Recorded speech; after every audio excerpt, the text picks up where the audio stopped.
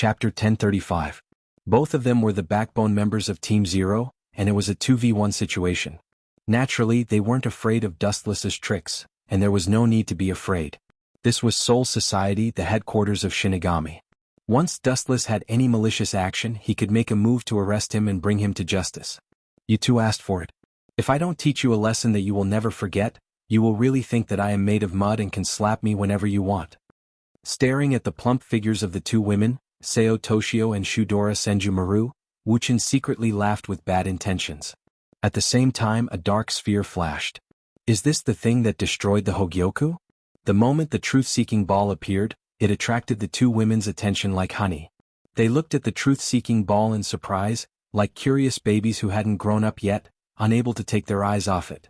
Yes. Dustless smiled and nodded.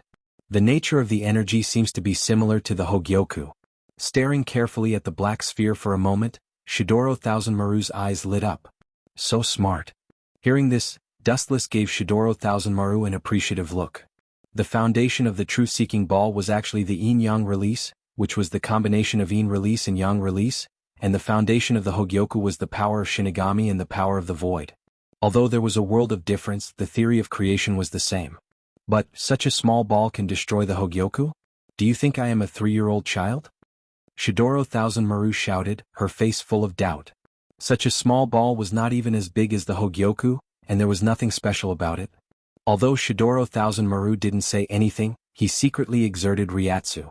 The meaning was self-evident: as long as Dustless dared to evade, he would be arrested. Don't be impatient. You will know when you try it later. Dustless chuckled. His tone seemed to be filled with magic, and the spiritual pressure secretly condensed by the Shidoro Thousand Hand Maru also slightly stagnated. I've told the two of you before that I'm still not familiar with this move. If something unexpected happens or if I hurt the two of you, please don't blame me. Dustless confirmed again. Since I've promised you, I won't go back on my words. The members of Squad Zero aren't so despicable as to go back on their words. Then she spread out her jade hand, and Saiso Tongsai put the Hogyoku that was copied together with Shidoro Thousand Hand Maru in the palm of her hand. She looked at Dustless with provocative eyes, indicating him to come at her. Dustless pretended to be embarrassed and said with some hesitation, "That's not very good. If an accident happens and you get hurt, then I can't absolve myself from the blame even if I die 10,000 times. Just do it and I won't blame you if an accident happens." Shidoro Thousand Hand Maru indicated that Dustless didn't need to worry. Hearing this, Dustless sighed and said, "If that's the case, then I'll go all out." Both of them were Tigress type, so he had to make an agreement in advance. Otherwise they would tear up the agreement later and he would cry but have no tears. Staring at the Hogyoku in Saiso Tongsai's hand, Dustless waved his hand, and the truth-seeking ball immediately flew out. At the same time, Dustless pretended to be surprised and shouted, "Oh no, it seems that I didn't control my strength well. The two of you should quickly dodge. If something unimaginable happens, it will be very bad." "Dodge. You're dreaming." Shidoro Thousand Hand Maru and Saiso Tongsai looked at each other and chose to stand still, letting the black sphere attack them. Ka. The moment the truth-seeking ball touched the imitation Hogyoku, a crisp sound was heard. Then, countless cracks flashed on the smooth sphere of the Hogyoku, and it began to fall apart layer by layer. Are you kidding me? The Hogyoku can't be broken. After a while, the heavy breathing turned into exclamation, and Saiso Tongsai shouted in disbelief, "I'm not dreaming, right?" You can try slapping yourself." Dustless teased in his heart. Looking at Shidoro Thousand Hand Maru and Saiso Tongsai, who looked a little dazed, a cold light flashed in his eyes, and he ordered in his heart, "Become bigger."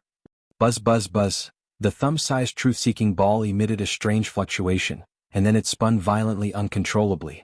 Under the horrified gaze of Shidoro Thousand Hand Maru and Saiso Tongsai, the truth-seeking ball became dozens of times bigger in an instant.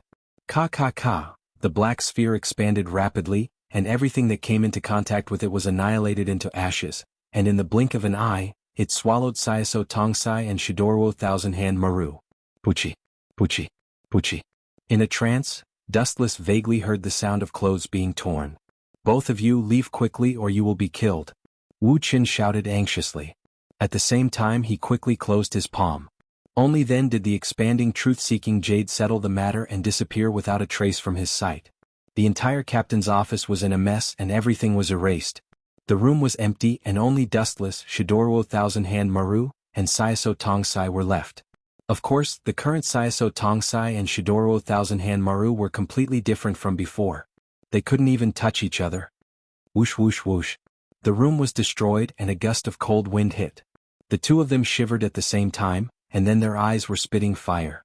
Dustless smiled strangely and said with a sigh, "I reminded the two of you before that you didn't control your strength well, and asked you to leave but you insisted.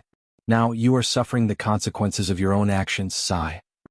Shidoro Thousand Hand Maru and Saiso Tongsai both vomited blood, and their lungs were about to explode, and their silver teeth were creaking.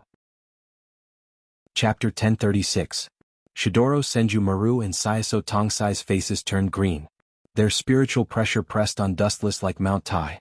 They were like wild beasts that wanted to crush Dustless. Ka ka ka. His bones seemed to show signs of damage and bean-sized cold sweat fell like raindrops. "Itu. I have already reminded you to leave before, but you were the one who insisted on it. Now that something has happened, you can't blame me indiscriminately, right?" Dustless deliberately made a difficult expression and said, but he was secretly happy in his heart. He secretly glanced at Shidoro Senju Maru and Saiso Tongsai's perfect snow-white body. His eyes were rolling and he was particularly wretched. All of this was hidden very well. Saiso Tongsai and Shidoro Senju Maru were furious, so they didn't notice Dustless. It wasn't until a few breaths later that Dustless picked up a few pieces of rags with a disgusted face.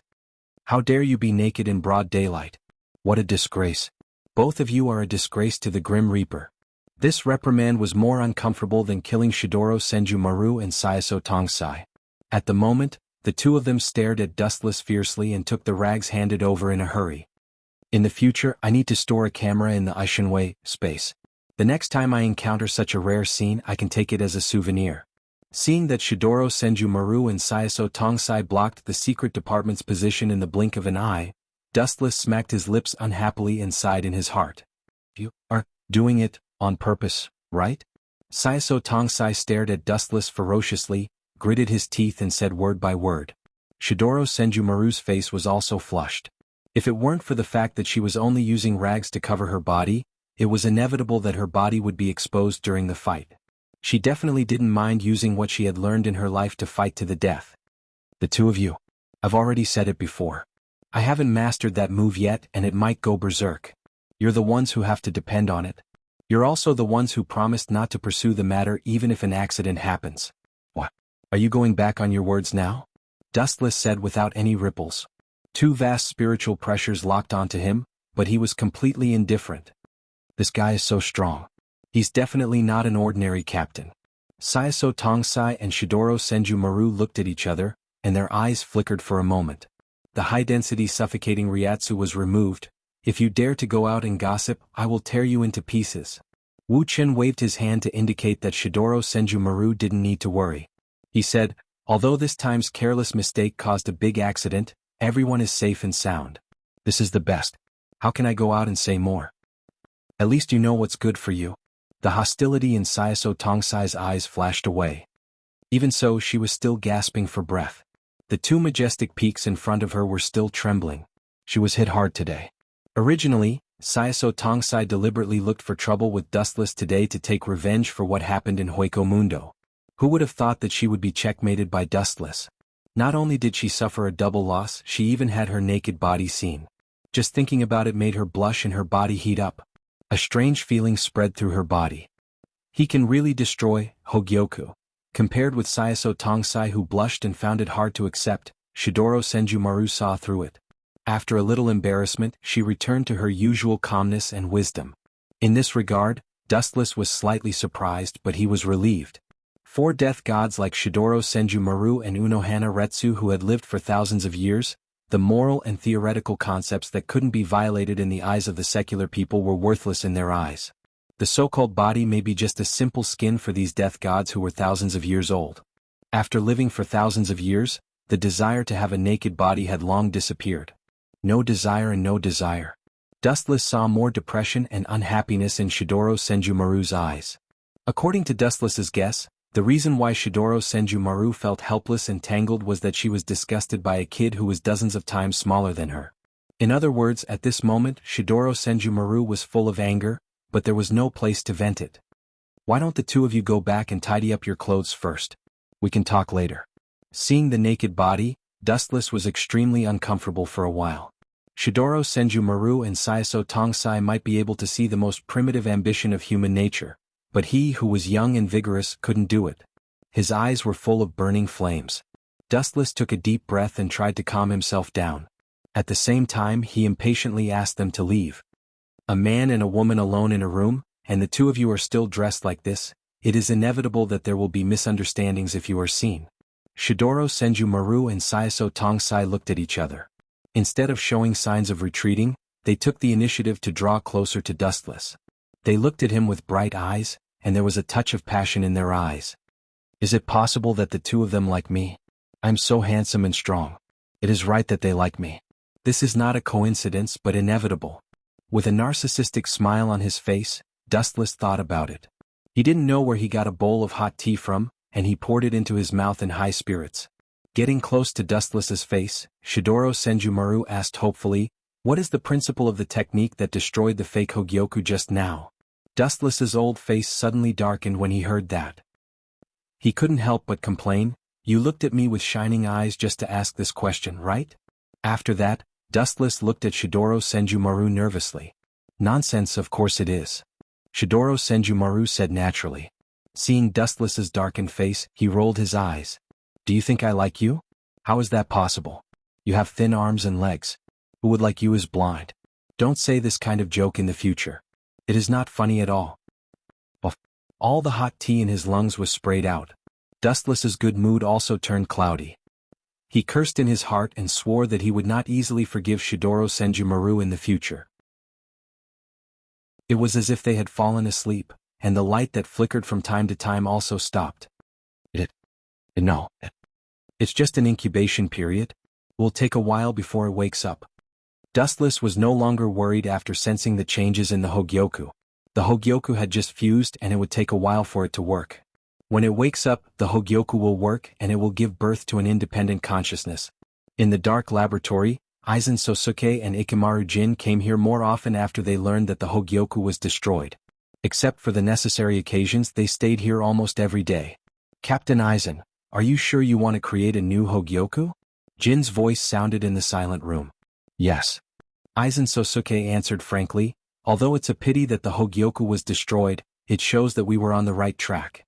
Although Higashi's fusion with the Hogyoku was different from what I expected, the power he showed at that time was indeed beyond the Shinigami and Hollow's dimension. Aizen's voice was firm and unquestionable. His eyes were empty and he looked like he was in a daze. But in fact it wasn't the case. A careful person could see that Aizen's eyes were burning with a raging fire. Glaring at Aizen, Ikemaru Jin guessed that Aizen saw his future as the ruler of the world, overlooking all living things. "Right?" Jin seemed to remember something and said, "Captain Aizen, you seem to have made a mistake. Captain Dustless only destroyed the Hogyoku you created. Urahara's Hogyoku is still in his hands." Jin's words pulled Aizen back to reality and he said calmly, "That's normal. The Hogyoku is used to break the boundary between Shinigami and Hollow. Destroying my Hogyoku was just a cover-up. As for the remaining one, he is probably studying it slowly by himself." Surpassing the limits of the Shinigami and the Hollow, such an unprecedented dream was something everyone yearned for. Sosuke Aizen had already expected that Spotless would fill his own pockets. "But that's good. I'll leave the Hogyoku to him for safekeeping. Once I'm done with the Hogyoku, I'll use Kyoka Suigetsu to tear apart that man's disguise and use the power of Soul Society to deal with him. Speaking of which, a group of people with enough power to destroy the world obeys Central 40SIXS orders. Soul Society is rotten to the core." Chapter 1038. Time flew by and 3 months passed in the blink of an eye. A Shinigami's lifespan was extremely long, and 1 or 2 years was nothing to them. At this moment, Dustless was at the Shin Spiritual Arts Academy. East Senmei was indeed a ruthless person. When he defected, he killed his vice-captain as well as many Shinigami in their seats, and even the Shinigami in the 7th Division with good potential. Although Dustless was now a captain, he was no different from a general without an army. Thus, under the authority of the head captain, he came to the Shin Spiritual Arts Academy to pick the Shinigami that he liked. This treatment was not bad. It could be said that the head captain thought highly of Dustless. The Shin Spiritual Arts Academy was a gathering place for geniuses, and it was also a thorn in the head captain's heart. How boring. Why do I need a member? I alone am enough. Wu Chen let out a long sigh and walked into the sloppy academy by himself. His frivolous expression was filled with laziness. Oh. At this moment, a figure suddenly appeared in front of him. Looking closely, it was Sosuke Aizen. Of course, there was also a captain beside him, Jin Ikamaru. What are these two bastards doing here? Looking at the two in confusion, Dustless was driven by curiosity as he walked over. Ishin Koen, long time no see. A gentle voice came from behind, and Dustless's footsteps suddenly stopped. Turning around, he saw Unohana Retsu and Yuko Toru with a gentle smile on their faces. Yeah, long time no see, Retsu. Dustless scratched his head and smiled. His gaze was somewhat evasive. These days, most of his time was focused on Hogyoku. Unohana Retsu had invited Dustless to a couple of gatherings, but he had rejected her with various excuses. Dustless had even rejected the head captain's meetings several times. Captain Unohana, oh no. Retsu, why did you come to the Shin Spiritual Arts Academy? Seeing Unohana Retsu's expression turn dark, Dustless quickly changed the way he addressed her. I'm curious as to why you've come to the Truth Central Spiritual Arts Academy. Unohana looked at Dustless meaningfully, then explained, today is the graduation day of the True Central Spiritual Art Academy's Death God class. There are a few matches, so I came to prevent the students from getting injured. Those Grim Reapers actually graduated? No wonder the head captain asked me to pick the team members. Dustless's doubts were swept away as two figures appeared in his mind. Why did Captain Aizen and Captain Ikamaru Jin come here? This has nothing to do with them. They can't be here to pick members, right? Shinjun is right. Captain Aizen's purpose is the same as yours. A few days ago, some roaming Great Void Realm experts invaded Drifting Soul Street. Almost all the members of the 5th Division who rushed over to help were killed. Unohana sighed and said with a worried tone, you didn't go to the captain meeting these days, so you might not know, but some places in Soul Society have been invaded by Great Voids. Many members of the 5th and 3rd Division have died, and many souls with the potential to become death gods have been devoured. Yuan Lu Zai scolded Captain Ye many times because of this. There's such a thing? Dustless turned to look at Unohana and asked in surprise. Most of the members who died were from the 3rd and 5th Divisions, and many powerful souls on Drifting Soul Street disappeared as well? And every time the Great Void appears, it's at the weakest place in Soul Society. Unohana tilted her head and looked at Dustless in surprise. She smiled and said, Shinjun's intelligence is indeed extraordinary. You've been cooped up in the 7th Division all day, but you still know these things. I heard it from the students who passed by just now. Dustless's smile froze. He quickly changed the topic and said, I heard that there are a lot of geniuses who graduated this time. I hope that I, a general without an army, can have a few more outstanding subordinates. Although his mouth was like this, Dustless was exchanging flirtatious glances. Clearly he was thinking about other things in his heart. Aizen Sosuke, that crazy man. Every time I guess wrong, he deliberately lured Daishu to Soul Society and then led all the members to reinforce him. In fact, he secretly killed all the members. I'm afraid Ikamaru Jin is the same. Dustless's heart was clear. There couldn't be such a coincidence in this world. It's probably to continue making Hogyoku. After all, that thing needs a lot of souls. Dustless's frown relaxed. He sneered. Aizen probably came to pick talented students this time to satisfy the Hogyoku's needs. The stronger the person, the stronger the soul. Matsumoto Runju, Hinamori, Rukia, and many other Shinigami. They're all talented. Some of them didn't even graduate, but their names have already spread throughout Soul Society. Unohana and Dustless walked side by side. While looking at the beautiful scenery in the distance, she explained to Dustless about Soul Society's current situation. Damn Aizen. I wasn't interested in those students, but based on the current situation, it doesn't matter if I snatch a few of them to join the 7th Division. Dustless's lips curled into a wicked smile. The laziness on his face disappeared and was replaced by a playful and gloating expression. Matsumoto Runju, Rukia, and Hinamori. They all sound good, especially Hinamori and Rukia. I heard they're very capable. The 7th Division just so happened to lack such capable people. After some contemplation, Wu Chen also decided to recruit a few. Chapter 1039.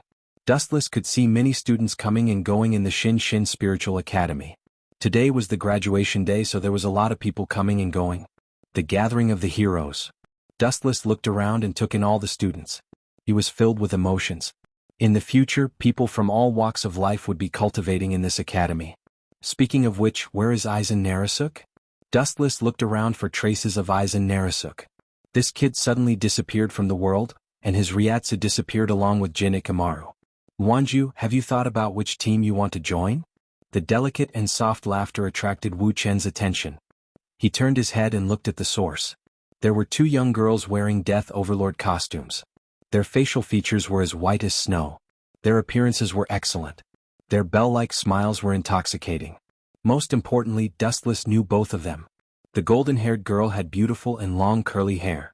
Her collar revealed her majestic snowy peaks. Her crystal eyes were bright and full of vigor. She looked like an orchid in a secluded valley. She was very elegant. Matsumoto Renanju? I should be right. Dustless said with certainty as he stared at her body.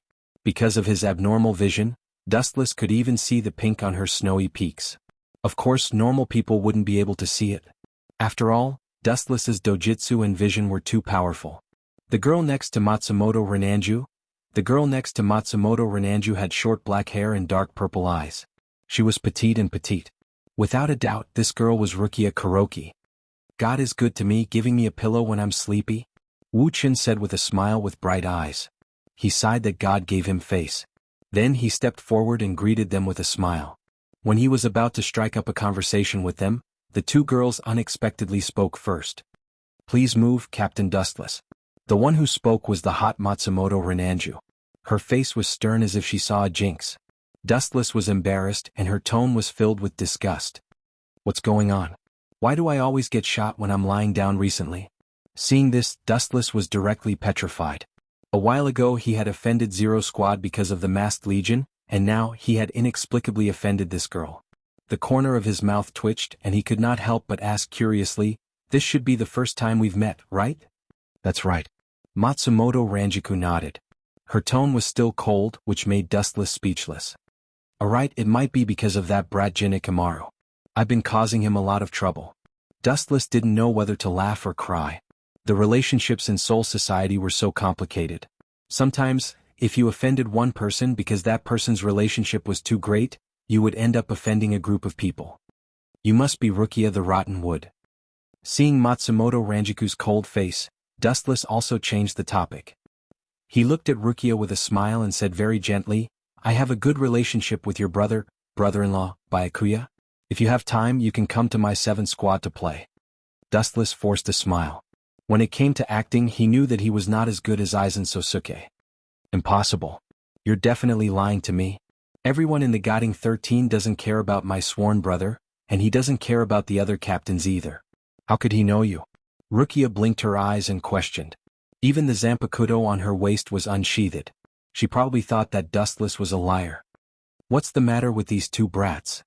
The corners of Wu Chen's mouth twitched when he heard this, and he was exceptionally depressed. He immediately stared at Matsumoto Ranjiku and Rukia and made up his mind, although the two of you are very strong in the Godai 13, you are ordinary. The two's face changed and they nodded undeniably. They were geniuses in the academy, but in the Godai 13 they were ordinary. Hee. Seeing that the two girls were fooled, Dustless continued to tempt them. The members of the 7th squad all died a few days ago. If you are willing to join the 7th squad, I can teach you, your strength will increase by leaps and bounds. Matsumoto Ranjiku and Rukia looked at each other, and their eyes were wide open. You still want to fight with me? Dustless was proud. Strength was the weakness of the two girls. Becoming stronger was the biggest wish of every Shinigami, and Rukia and Matsumoto Ranjiku were no exception. Kuchiki Byakuya and Rukia rarely talked to each other, let alone taught her. Ikamaru Jin and Matsumoto Ranjiku rarely talked to each other. In order to avoid arousing Aizen's suspicion, Ikamaru Jin and Matsumoto Ranjiku only met a few times. Therefore, Dustless was 100% sure that he could get the two girls. Are you sure you are not lying to us? That you will teach us personally? Matsumoto Ranjiku's stance began to waver. She pursed her red lips and looked at Dustless with a cute expression. That's for sure. I'm a person who never lies. I have already reached the peak of the Shinigamis, cutting fist, demon walk. Dustless said cheerfully. His words seemed to be filled with magic. His every move and the slightest choice of words pulled the two girls' nerves. Just as he was about to use the great deceiving finger technique to break through the last line of defense of the two girls, a loud rumble sounded in the sky. Chapter 1040. Boom boom boom. In the cloudless sky, there was an ear-piercing roar followed by a kacha sound, a long and narrow hole appeared in the void, followed by a heart-wrenching roar. It alarmed the entire Soul Society, and all the Shinigami realized that something was wrong. It's a greater void. After a while, a few black shadows stepped out of the black hole, and the appearance of Jillian made the Shinigami Academy below the Shinigami Academy fearful. Even if it was the lowest level Jillian, it would take a vice-captain level Shinigami to deal with it.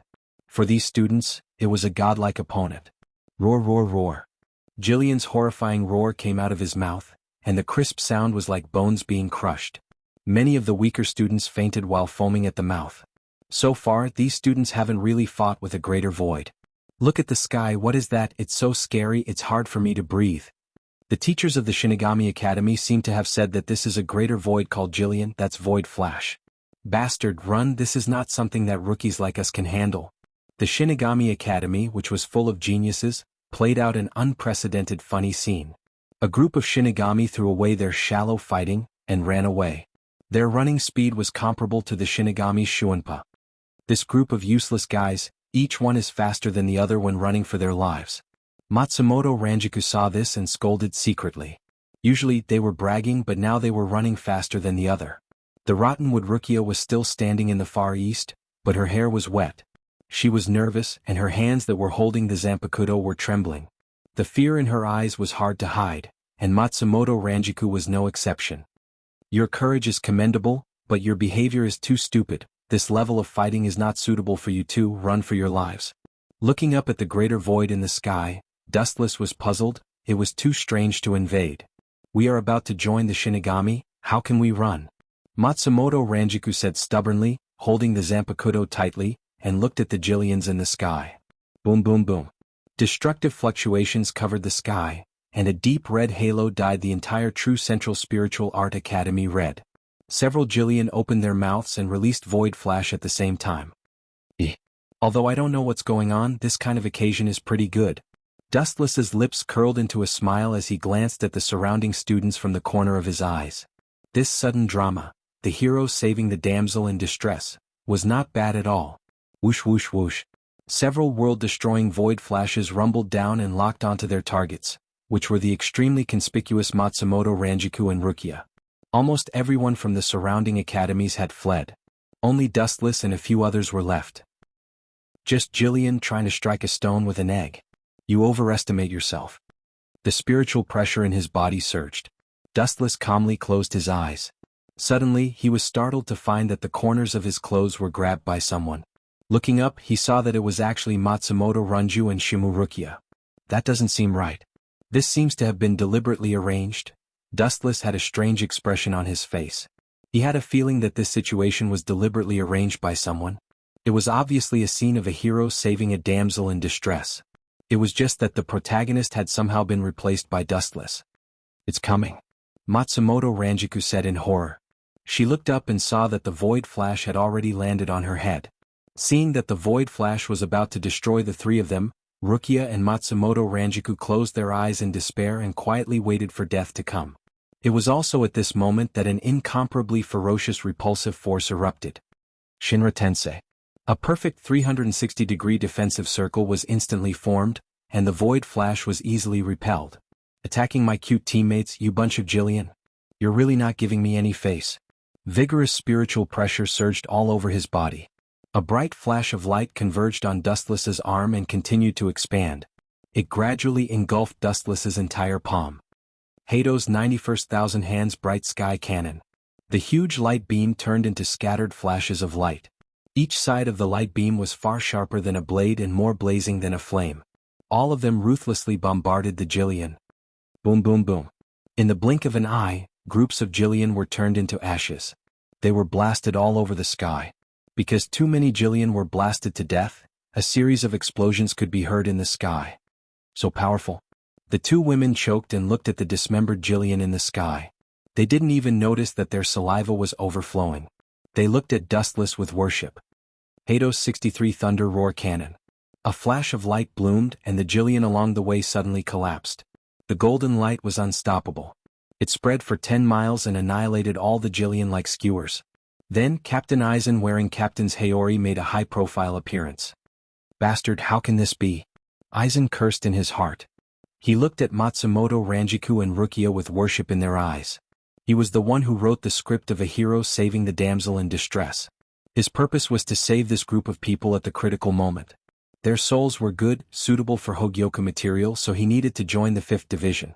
But who would have thought that Dustless would play such a trick?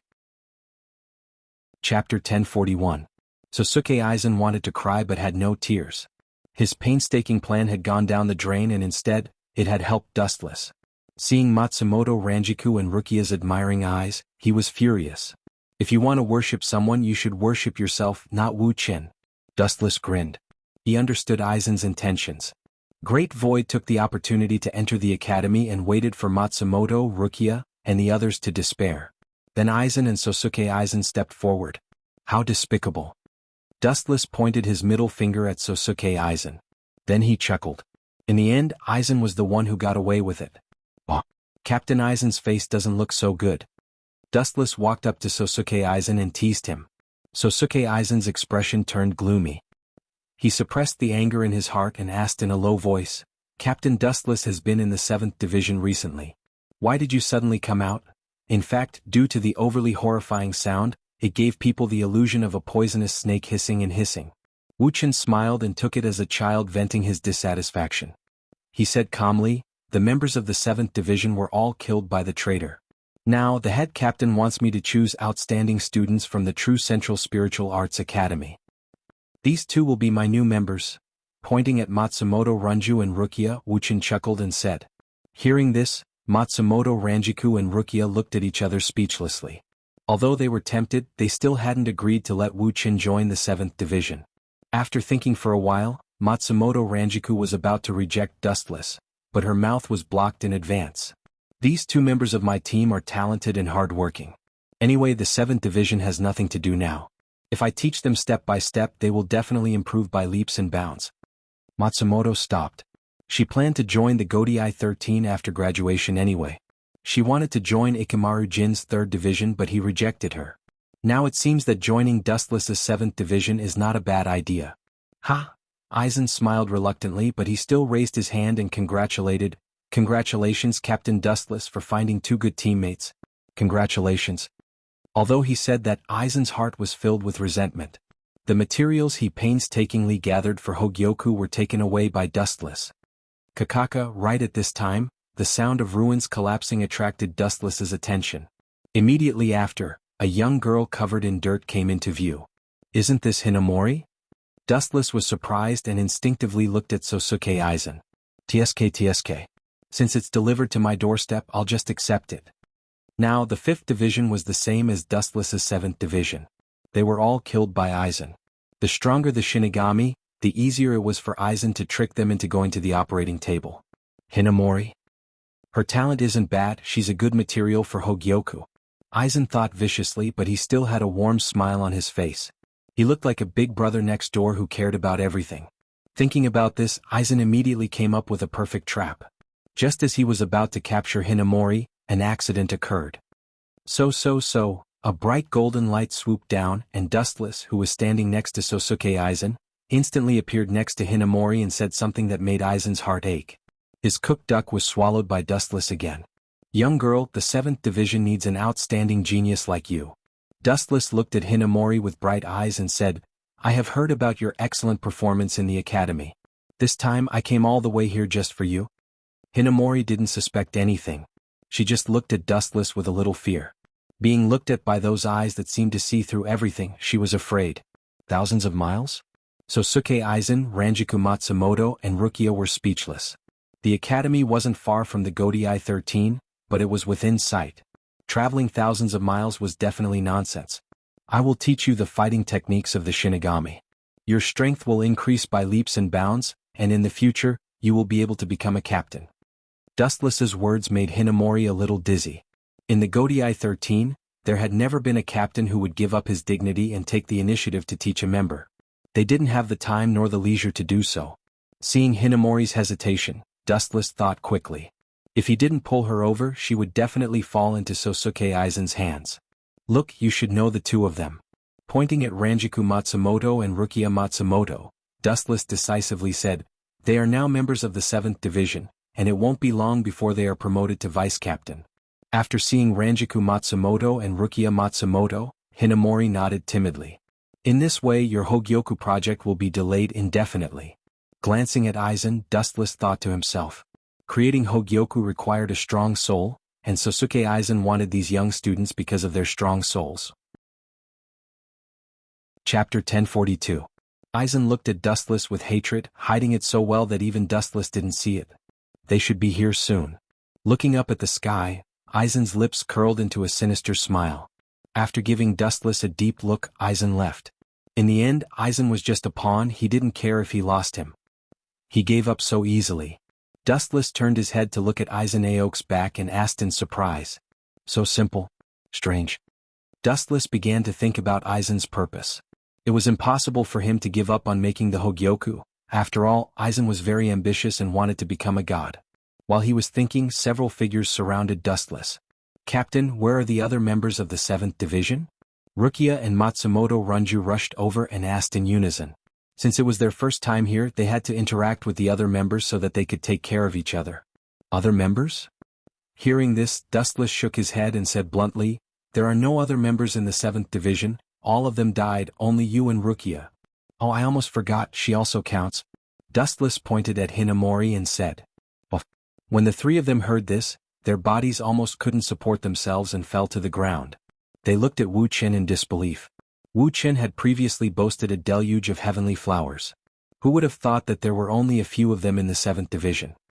Each division of the Godii 13 has at least 100 people. Why do we only have 3? Including the captain, we only have 4 people. Matsumoto Wanju complained. It's not a big deal, one cooks, one cleans, one handles official business, and one sleeps, isn't it suitable? Dustless asked. The 7th Division's mission was the prison team, but there weren't any prisoners in Soul Society right now. If there were, Dustless would have already killed them. Hinamori, Matsumoto, and Rukia looked at each other. They were stunned by Dustless's words. He wasn't looking for members, he was looking for a babysitter. Kakaka? Suddenly, there was a cracking sound in the sky, and then the void seemed to be torn apart, revealing a long and narrow black hole. Groups of Jillian walked out from within. No wonder Aizen left early, he probably left to hunt other Shinigami. Without a doubt, the more chaotic Soul Society was, the more Aizen could take advantage of the chaos to collect a large number of souls to make the Hogyoku. Even if a daimyo's soul disappeared, they would suspect that they were killed or eaten by Jillian. Let's go back to the 7th Division, this has nothing to do with us. Both of his hands were inserted into the wide sleeves. Wu Chen's spiritual pressure was completely extinguished. He turned and left. The 3 girls looked at each other and Matsumoto frowned.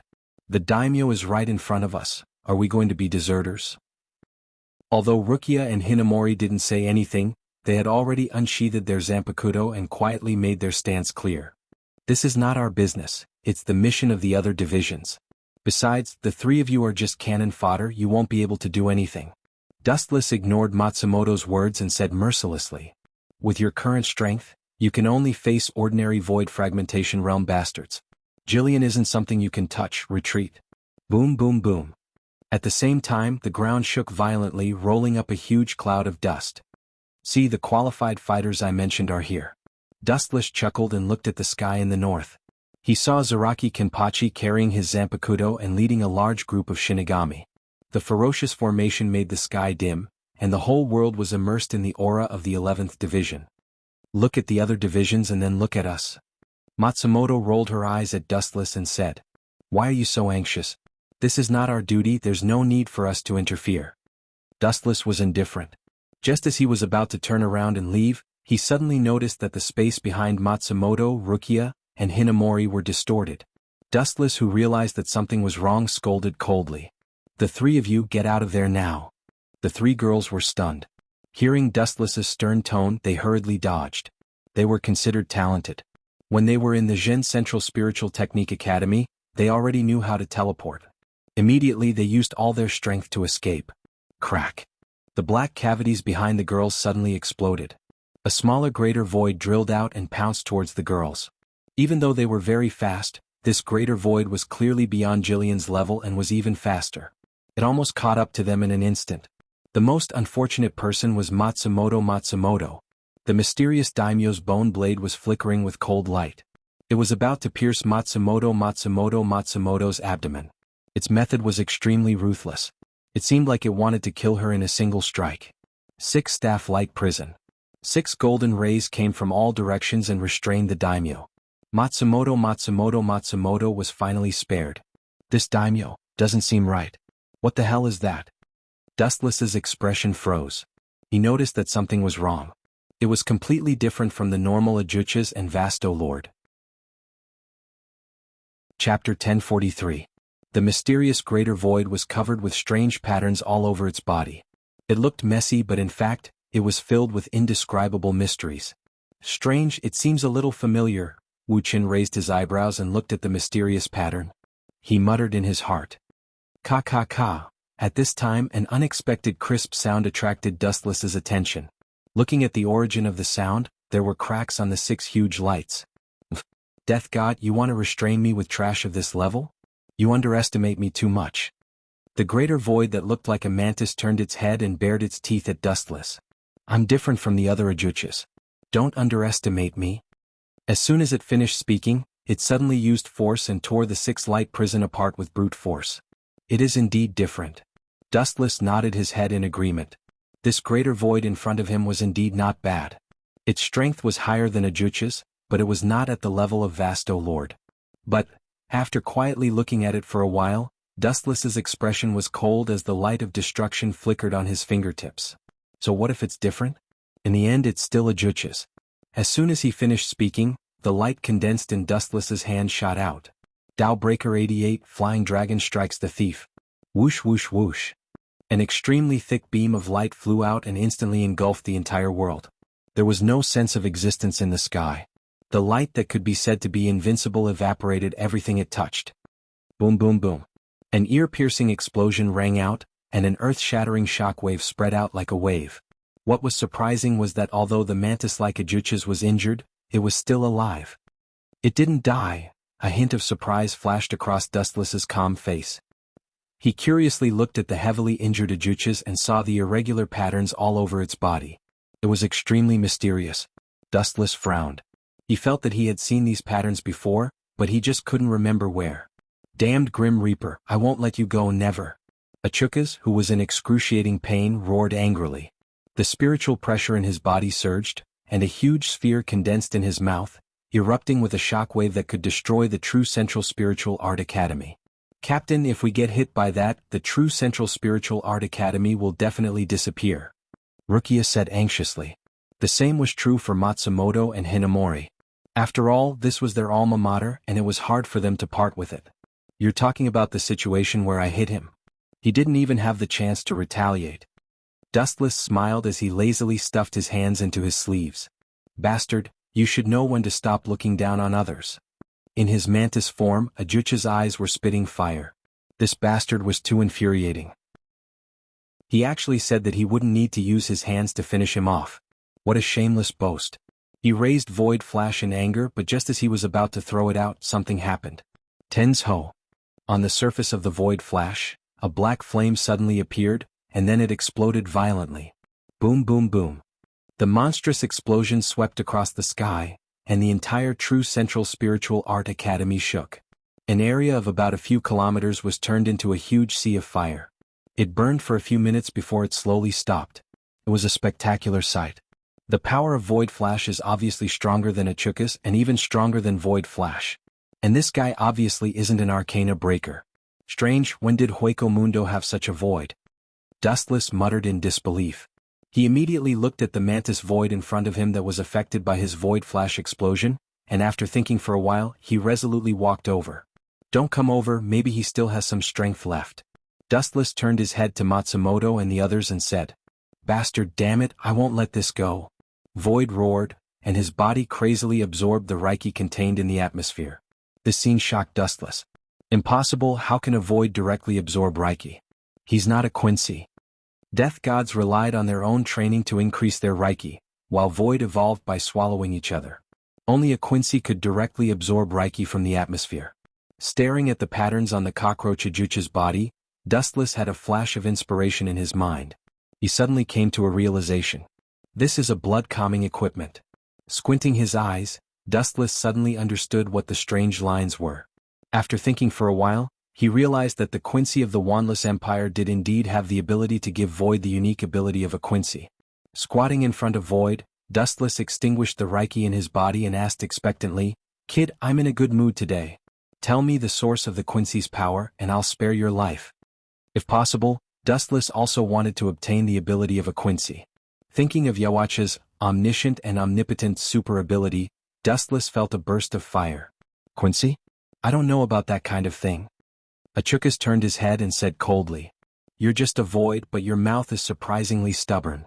Dustless smiled carelessly. Soon after, he leaned close to Dustless's ear and quietly asked with a voice as soft as a mosquito, "That bastard Yugran Hazwar did it right?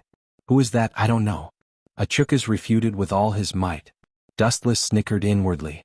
He clearly saw the fear that flashed through this guy's eyes. Chapter 1044.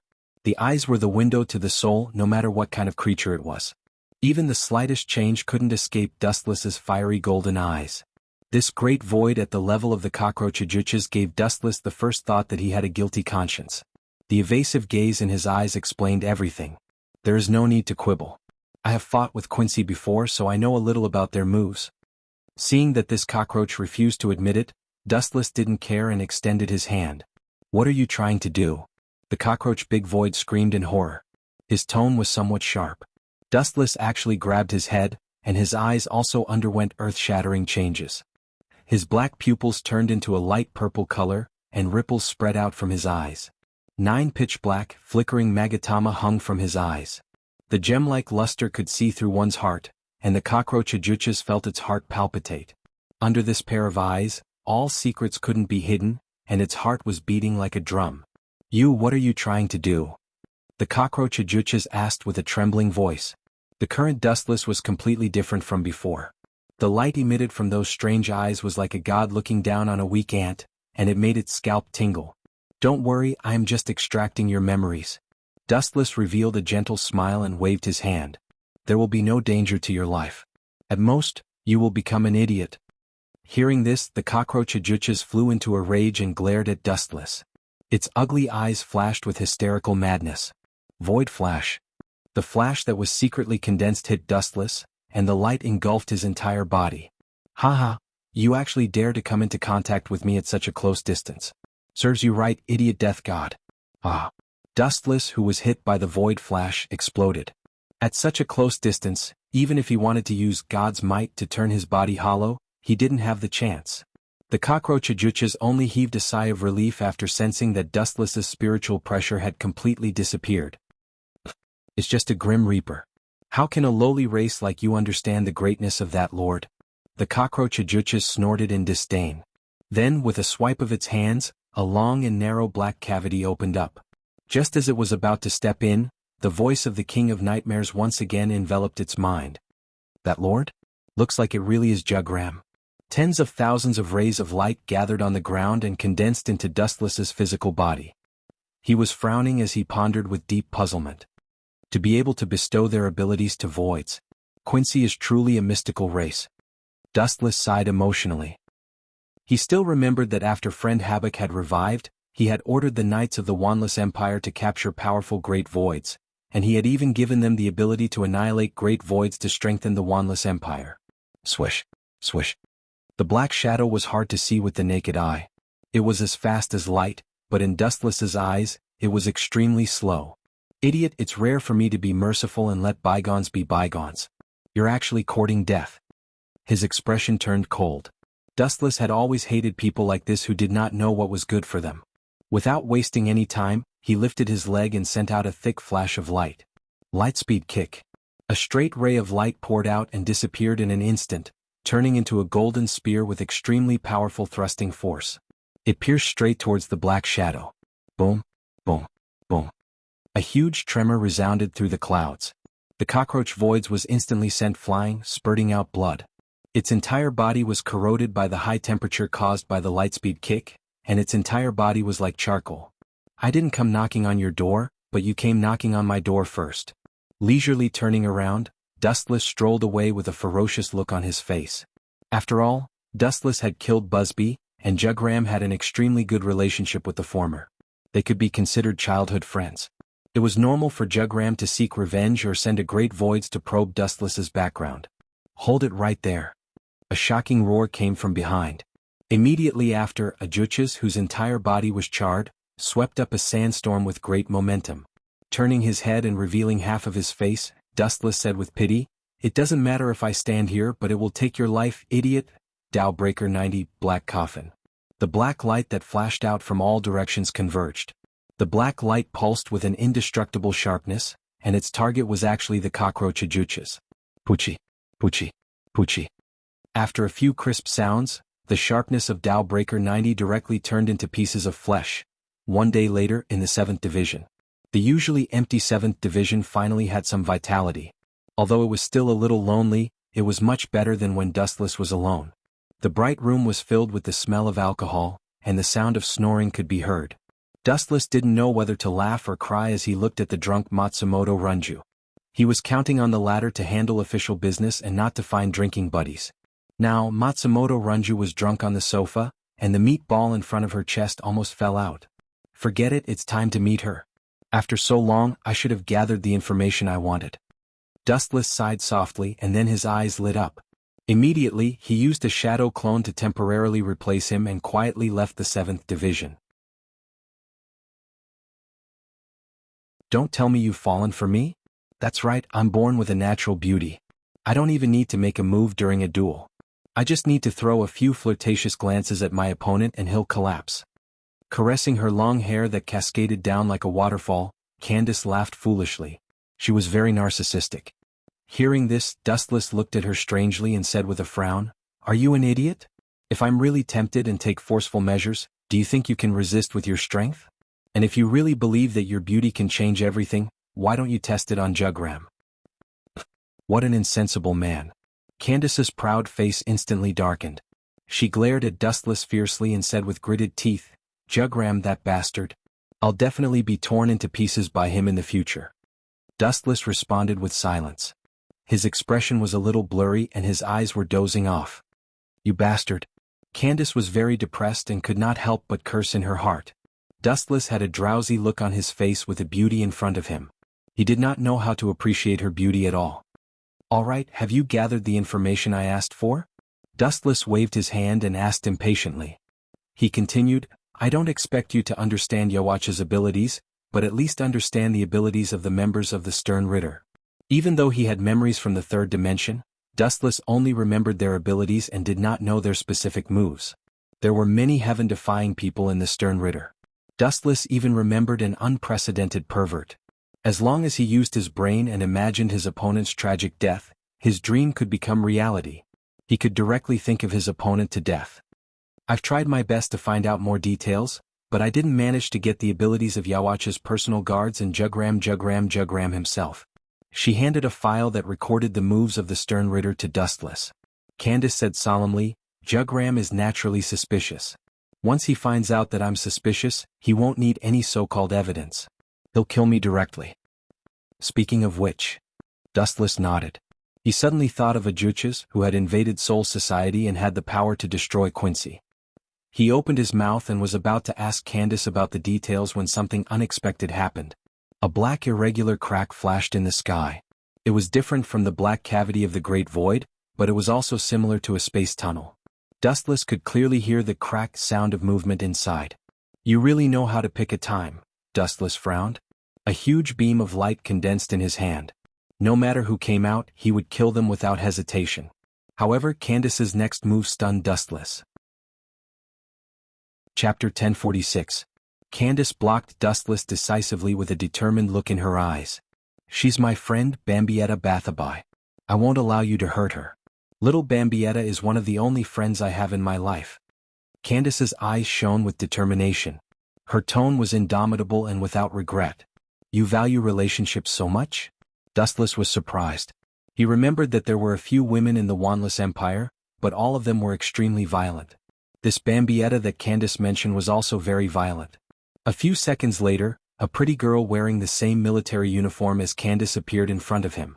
She wore a military cap with the symbol of the Boundless Empire on it.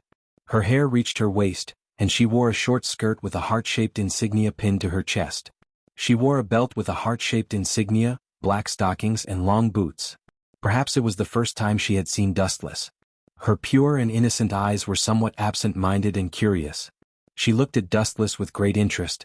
But when she saw Candace, who was standing next to him, her face instantly became cold, and her whole body emitted a cold aura. Candace, you betrayed His Majesty and fell to the point of associating with the Grim Reaper. Although Bambietta looked like a young girl, she was actually an old monster who was over 100 years old. She was much older than Dustless. As a member of the Sterncross Knights, she was also a wily old fox who had lived for many years. Thus, she immediately saw through the relationship between Dustless and Candace. Is that so? Then what are you going to do with us? Dustless did not deny it. Instead he asked directly, kill us? Or give us to Jugram to claim credit for? But we're on the same side now. You can't do it with your strength. Compared to the apprehensive Candace, Dustless was undoubtedly much bolder. He was straightforward and did not hide anything. His words were full of provocation and mockery. Boy, you're courting death. Bambietta immediately reacted with the strongest strength. She raised her hand and condensed a crystal divine bow. In an instant, arrows compressed with extremely high spiritual pressure shot out. Whoosh whoosh whoosh. The powerful arrow pierced through Dustless, but it didn't have any effect. He stood there unscathed, looking at Bambietta with a mocking gaze, silently mocking her. What's going on? Seeing this, Bambietta's delicate little face was dumbfounded. She had clearly shot Dustless, but he was completely unharmed. He was in high spirits and was completely fine. Brat, don't be so smug. With a ferocious look on her face, Bambietta, who refused to believe it, waved her hand and compressed even more spiritual droplet arrows. She aimed them at Dustless in unison. Whoosh whoosh whoosh. Just like before, a few holes appeared in Dustless's body, but they were repaired in the blink of an eye. Smiling, he looked at the red-faced Bambietta and suddenly felt that she was very interesting. He hooked his finger at Bambietta again and said with disdain, "What is that all? You can't even land a hit on me and you want to defeat me? Even a 3-year-old wouldn't dream of something as ridiculous as you." Bambietta was furious when she heard this. Her slender fingers trembled as she pointed at Dustless. She bit her red thin lips and looked rather depressed. Candace, let's capture him together and then offer him to Jugram. He will definitely forgive your sins.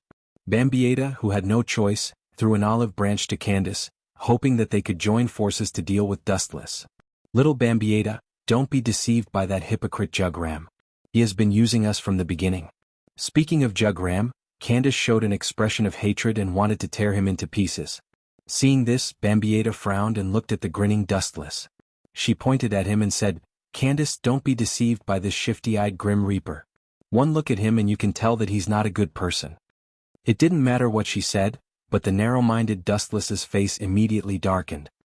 I'm indeed not a good person, but compared to Jugram and Yawach, I suddenly feel like I'm as great as a saint. Dustless snorted at the mention of Yawach and Jugram. How dare you insult His Majesty? Bambietta shouted angrily, her eyes spitting fire. Dustless raised his eyebrows and moved closer to Candace, who was having a headache, and said in a low voice, Your friend has some problems with her head. She only has Yawach in her heart and treats him like a god. In my opinion, Dustless's expression turned cold and murderous as he said, Why don't we just kill her?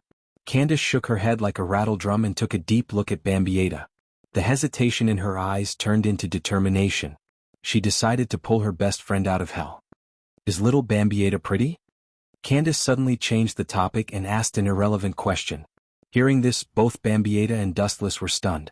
They looked at Candace in confusion. This neurotic woman was making Dustless's brain go blank. What does this have to do with me? So what if she's pretty? She's still an enemy, Dustless said coldly. Candace's face flashed with relief, and then she said mysteriously, I have a way to pull little Bambietta to our side. Dustless was stunned and said expectantly, Let's hear it. Candace nodded and said seriously, Go to archery and rape her. Defile her from head to toe and destroy her body, mind and will. It's best if you can make her pregnant with your child. This way little Bambietta will betray us. Dustless's body trembled when he heard that, and he staggered and almost fell on his back. Chapter 1047. Not only was Dustless petrified, but even Bambietta was also stunned. Her face was flushed with shyness, and she looked as attractive as a ripe apple. Her ferocious aura was completely restrained and she looked quite cute. Finally, she had some unique feminine charm. "I'm deaf, right? Can you repeat what you said just now?" Dustless reiterated. Candace looked at Dustless with a little dissatisfaction. After cursing him for being deaf in her mind, she explained, "Don't be fooled by Bambietta's casual dressing. In fact, she values something as worthless as virginity very much. Don't be fooled by her bold appearance." Candace stared at Dustless with resentment. Dustless opened his mouth intending to refute, but he was shocked to find that he was speechless. He didn't know whether to laugh or cry. Candace's dressing was several times more exaggerated than Bambietta's, and she was shamelessly gossiping about others. Dustless suddenly felt that his shamelessness was not proportional to Candace's. Noticing Dustless's strange look, Candace immediately understood that Dustless had misunderstood her. She hurriedly said, "I said virginity is worthless, but it doesn't mean that I don't care. In fact, I'm the same as Bambietta, I'm still a—" Candace, who spoke bluntly, closed her mouth and decisively withdrew the word virgin. Why did she say this to Dustless? All in all, it's not wrong to listen to me. It's best to make her pregnant with your child. In this way, our alliance will have another layer of protection. I'm Bambietta's bosom friend and we'll be in-laws in the future." Without waiting for Dustless's reply, Candace murmured to herself, her eyes shining. She felt that she was too smart. She had been worried about how to deepen the alliance with Dustless, but now it seemed that all the problems had been solved. "You're also my bosom friend?" Dustless couldn't help shaking his head and smiling bitterly in his heart. "Shut up, you bastard. I'm going to kill you." Bambietta, who couldn't bear it any longer, roared like an enraged tigress. Her 3,000 willow strands stood erect, and surging killing intent rushed towards Candace and Dustless. Although Candace's method isn't ideal, what she said is true. It wouldn't be bad if we could pull her in. It'd be a good idea to use her as a weapon against another, and we'd be able to catch Wanless Empire off guard from the inside. Ignoring the suffocating murderous aura covering his body, Dustless nodded inwardly. Soon after, a mischievous smile appeared on his face as he pretended to be incomparably vulgar and said, "Candace is right. You'd better repent and be saved. Otherwise I'll—" The corner of his mouth twitched. Dustless realized that he couldn't say the word traitor. "Otherwise I will capture you and torture you until you beg for death. I will make you sink into the sea of desire and never be able to rise again." With a wretched and dark smile on his face, Wuxian stared at Bambietta's plump body without any scruples. "You too." Hearing this, Bambietta's murderous aura became even more intense.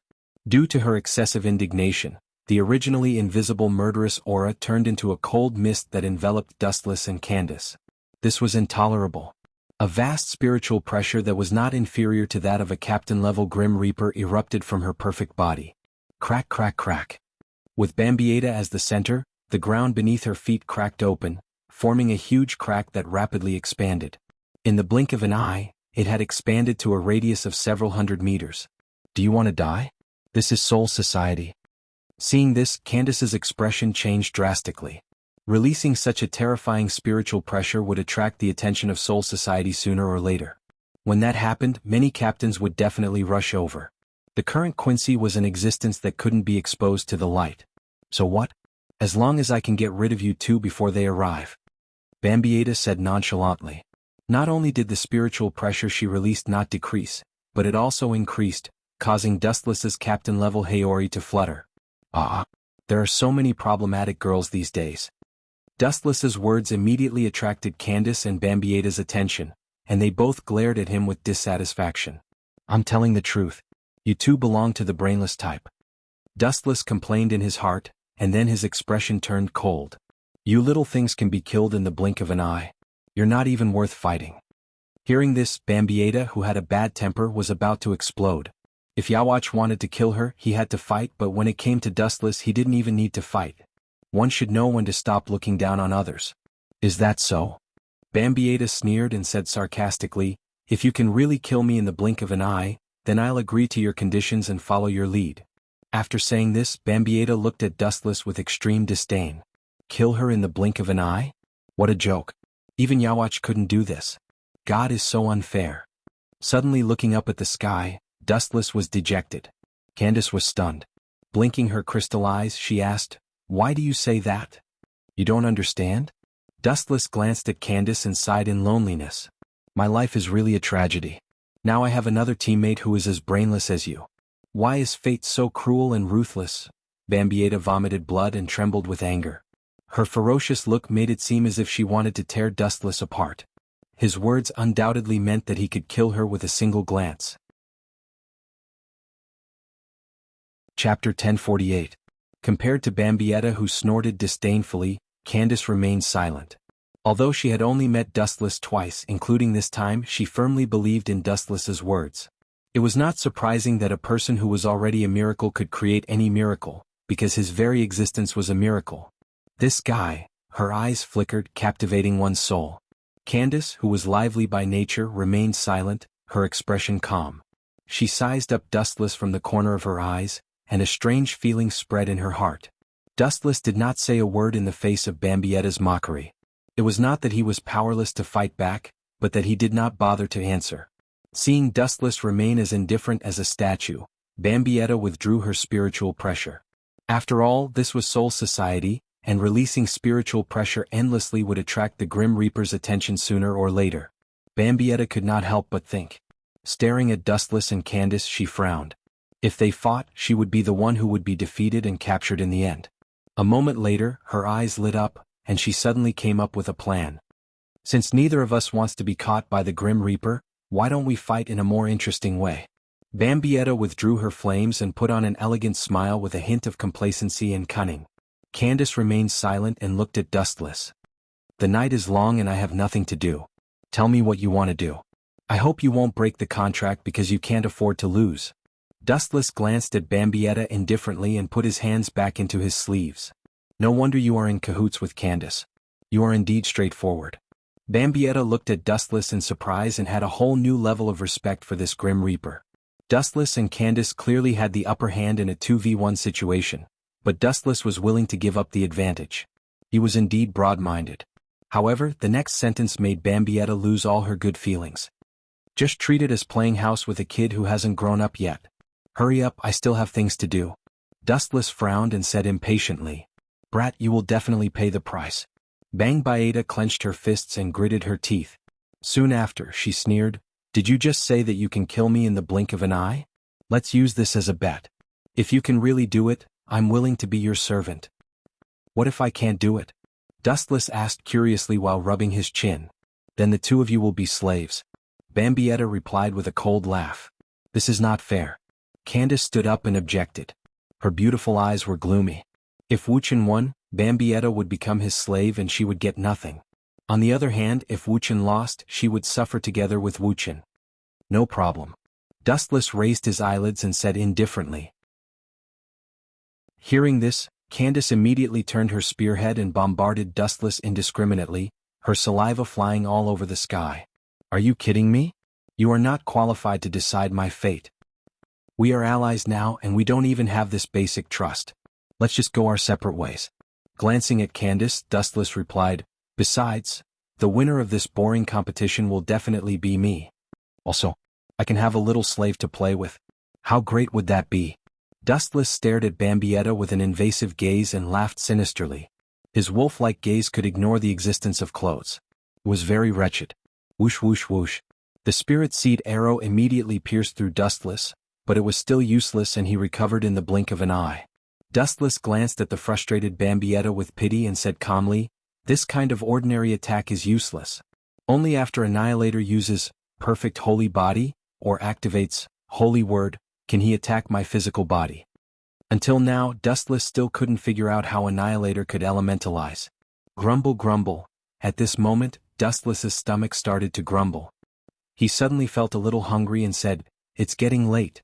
Let's start now and finish this as soon as possible. You can go back and eat." After saying that, Dustless's pupils changed. The demonic and mysterious Eternal Mangekyo Sharingan appeared.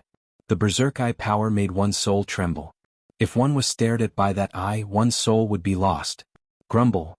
The two girls looked at the mysterious and noble Eternal Mangekyo Sharingan in a daze. For some reason they suddenly felt a sense of insignificance, especially Bambietta. She suddenly felt a little regretful and felt that she had been tricked. "Look into my eyes." This sentence attracted Bambietta's attention. She instinctively looked at Dustless's eyes. The moment their eyes met, Bambietta suddenly felt that the secret in her heart had been seen through. She instinctively wanted to close her eyes. However, it was too late. "Tsukuyami." Two simple words came out of Bambietta's dry lips. Bambietta's bright eyes immediately dimmed as if someone had covered her face and robbed her of her ability to think. Plop. Under Candace's horrified gaze, Bambietta fell to the ground weakly. Candace's eyes locked onto Dustless. She was shocked to find that he didn't move at all. He didn't even blink. In his eyes, there was only an insignificant ripple like water. Then Bambietta was killed instantly. It was as simple as blowing air. Looking at the motionless Bambietta on the ground, Dustless stretched and sighed with emotion. From now on, there is one less beautiful girl in the world, and one more personal maid who is a slave or a servant. Chapter 1049. At this moment in the world of Tsukuyami, Bambietta, who had just arrived, was complaining incessantly. Dustless didn't torture her but just threw her into a dead world alone. There was no need to waste too much time. He could just wait for her spirit to collapse on its own. Just imagine how uncomfortable it would be to be thrown into a desolate world alone. In addition, Dustless also showed Bambietta the clip of Busby sneak attacking Candace. "This way she should bow down to me." In the real world, Dustless strolled to Bambietta's side, looking at her pale and terrified smiling face, laughing secretly. His tone was like a prank. "It's still too far away. Little Bambietta won't be defeated so easily." Candace shook her head and looked at Dustless in surprise. Especially the eternal Mangekyo Sharingan that attracted her attention. She immediately said with some hunger, "What kind of eye is that? I've never heard of Shinigami having such an ability, or is it the ability of your Zanpakuto?" "This is a dojutsu called Sharingan. In order to get it, I paid a lot." His eyes suddenly became a little melancholy. Dustless's tone had a rare touch of melancholy, as if he was immersed in memories.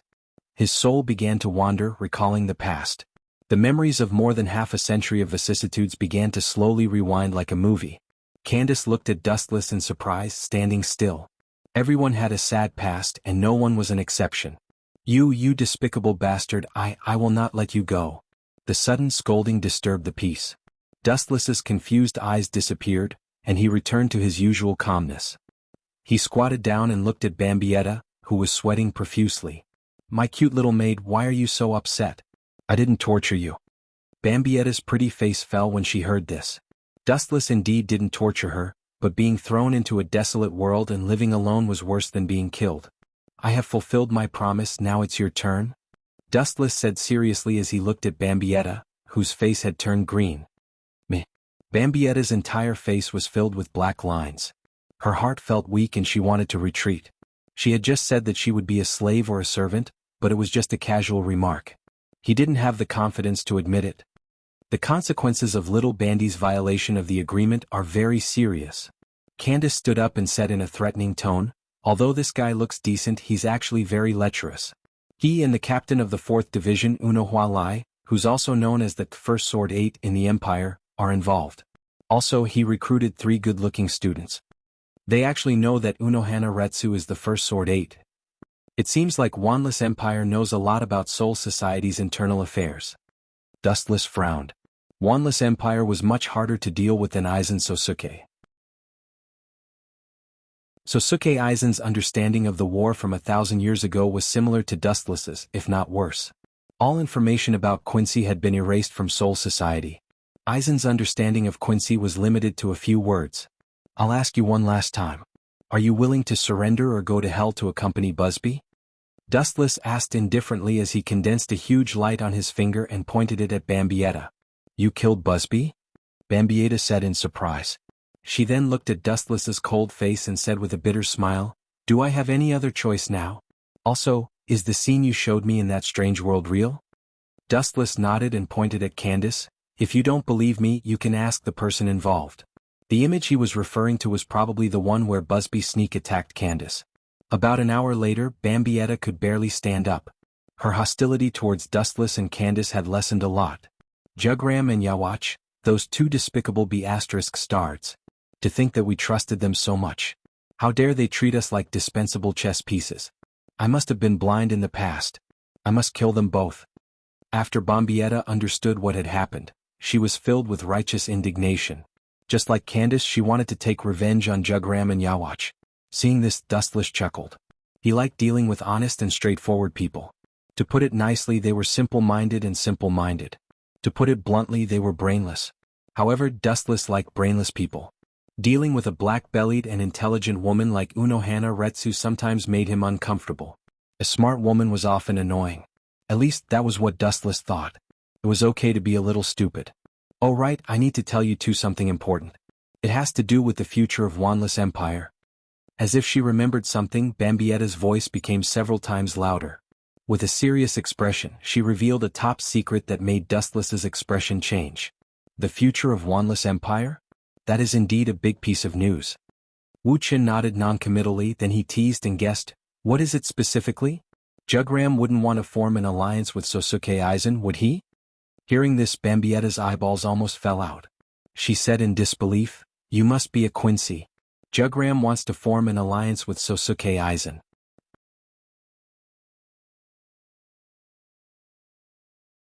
Chapter 1050.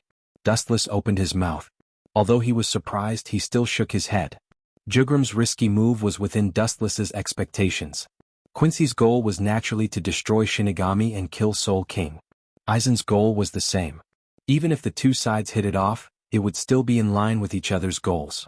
After all, Shinigami was their enemy. But I don't think Aizen will cooperate with Jugram.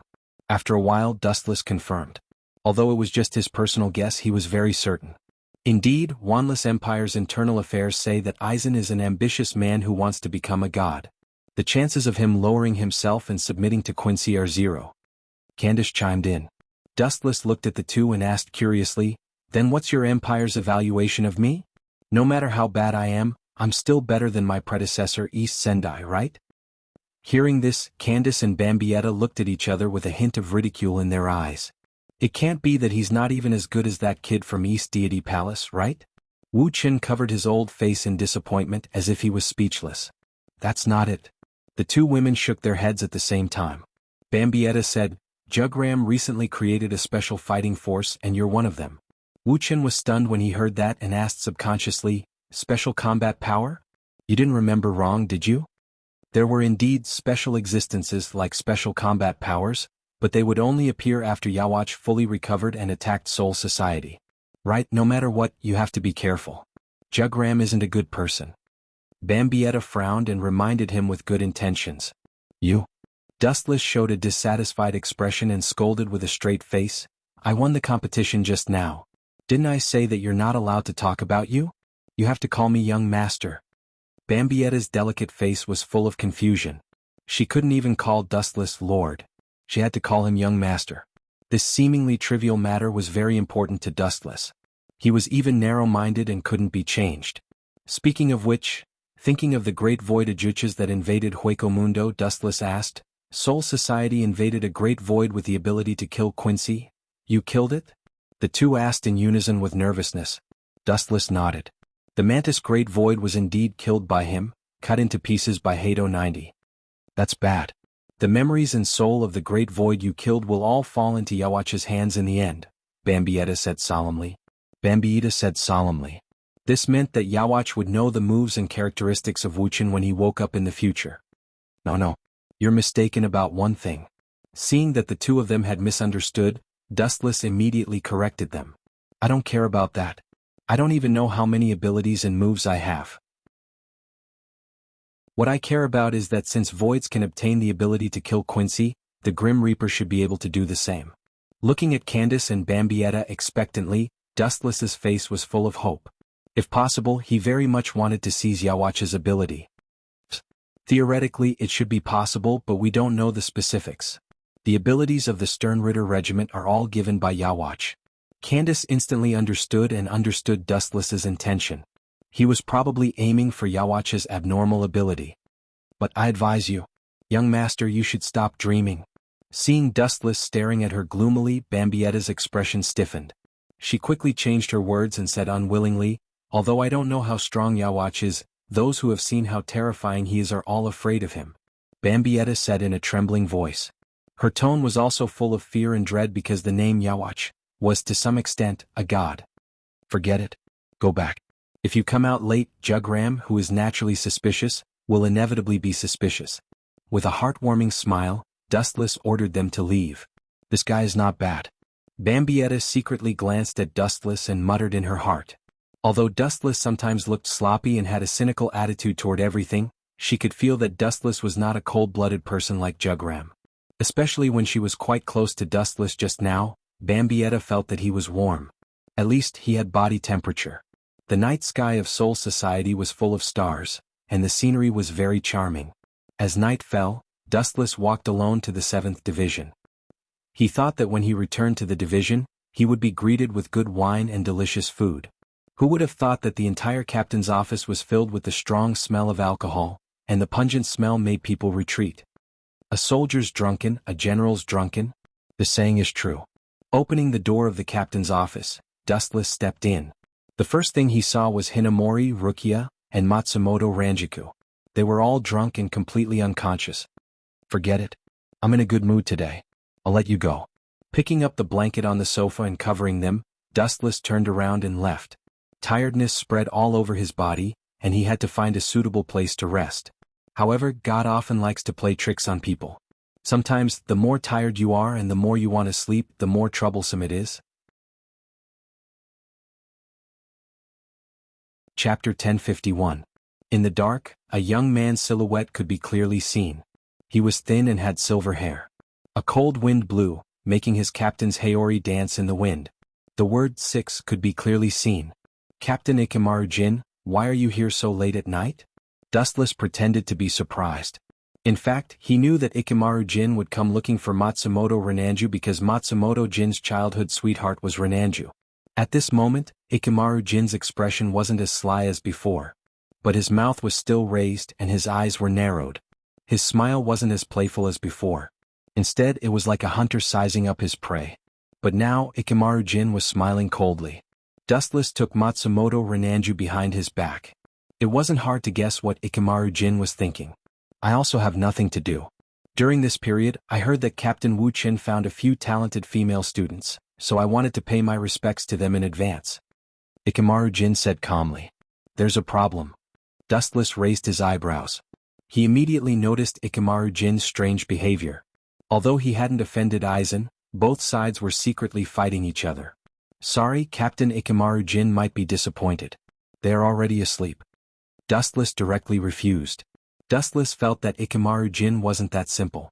Since he pulled Matsumoto Renanju and the others into the 7th Division, he wouldn't let them be in danger. This cunning fox only had Matsumoto Renanju in his heart. He was cold to everyone else. It's just a meeting. Captain Dustless, you don't have to be so cold. Ikamaru Jin touched his chin and smiled. He was also very calm. Dustless clearly felt that the surroundings were extremely cold. The humidity was affected by Ikamaru Jin's murderous aura, and there were signs of it freezing. Cold and heartless? Dustless repeated Ikamaru Jin's words. He said coldly, Captain Ikamaru Jin, what do you think will happen if you put a sinister snake in a sheep pen? Of course, Ikamaru Jin didn't even think about it. He stared at the faint smile on Dustless's face and realized that Dustless was implying something. That sinister snake was obviously cursing him. I didn't expect Captain Dustless to be so good at talking. Ikamaru Jin's expression changed a little bit. Then he opened his eyes and looked at the 7th Division's captain's office. Then he turned around and left. So quick? That's impossible. How could he leave without seeing Matsumoto Renanju? Looking at Jin's back, Dustless pondered over his motive. So Matsumoto Jin. Of course, Matsumoto Renanju Matsumoto be Matsumoto be Matsumoto Matsumoto be Matsumoto Aizen Jin. Sharp Isisisically looking at him. Staring. Was Isisisic. Jin was sharp, Jin looking. Looking up, he saw a huge white light coming at him. Of course, there was also the sound of a fatal attack. Shoot him, Shinigami. The cold light flashed rapidly. Because it was too sharp, people didn't dare to open their eyes. It extended without limit and almost pierced through Wu Qin in the blink of an eye. That's all you got. Ikamaru Jin said to himself as he put away his Zanpakuto. Just like being melted by the divine spear, Dustless's entire person vanished without a trace.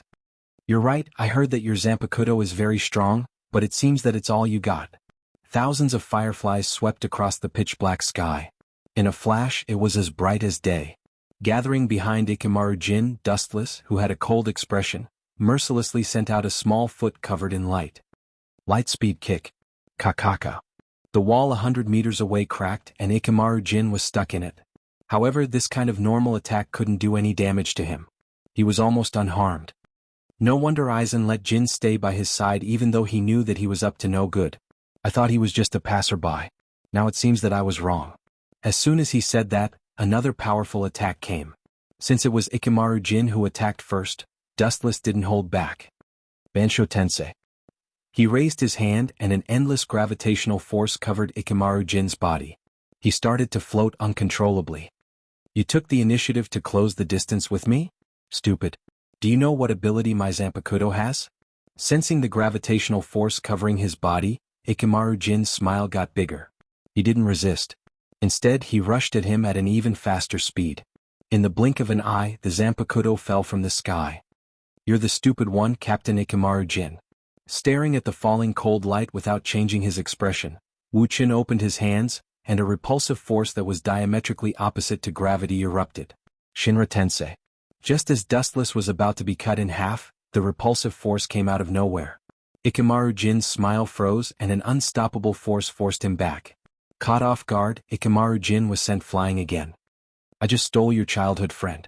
I just pulled Matsumoto Renanka into the 7th division. I'm not even marrying her. Why are you so agitated? Even though Ikamaru Jin covered it up perfectly, Dustless could still see what he was really thinking. His childhood friend was stolen by Dustless. He was heartbroken. Chapter 1052. Dustless scolded Jin for being so narrow-minded. I just stole your childhood sweetheart. I didn't kill your parents. Why are you acting like you hate me so much?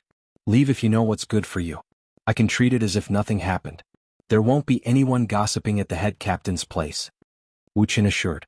Jin stood up, his eyes didn't waver. Obviously he didn't care about Dustless's words. This kid is willing to do anything for Matsumoto Ranjiku. I remember that he was lurking around Sosuke Aizen to avenge Matsumoto Ranjiku. Dustless said with a hint of admiration. Leave? I'm not the kind of person who knows what's good for him. Ikamaru Jin refused without hesitation as he raised his Zanpakuto. Wiping the blood from his mouth, Jin said, beating up a captain, it's not a small matter to the head captain. To the head captain? Captain Jin, don't you think you're ridiculous? The head captain doesn't have time to deal with this kind of trivial matter. Dustless couldn't help but despise him. When he was about to pounce on Jin, a black shadow blocked his way. His face was very gentle. He had a smile on his face, he was wearing glasses, he looked like a gentleman, and his body exuded a strong scholarly aura. The first impression he gave was that he was elegant, calm. Captain Aizen. What do you want? Dustless glanced at Sosuke Aizen and asked indifferently.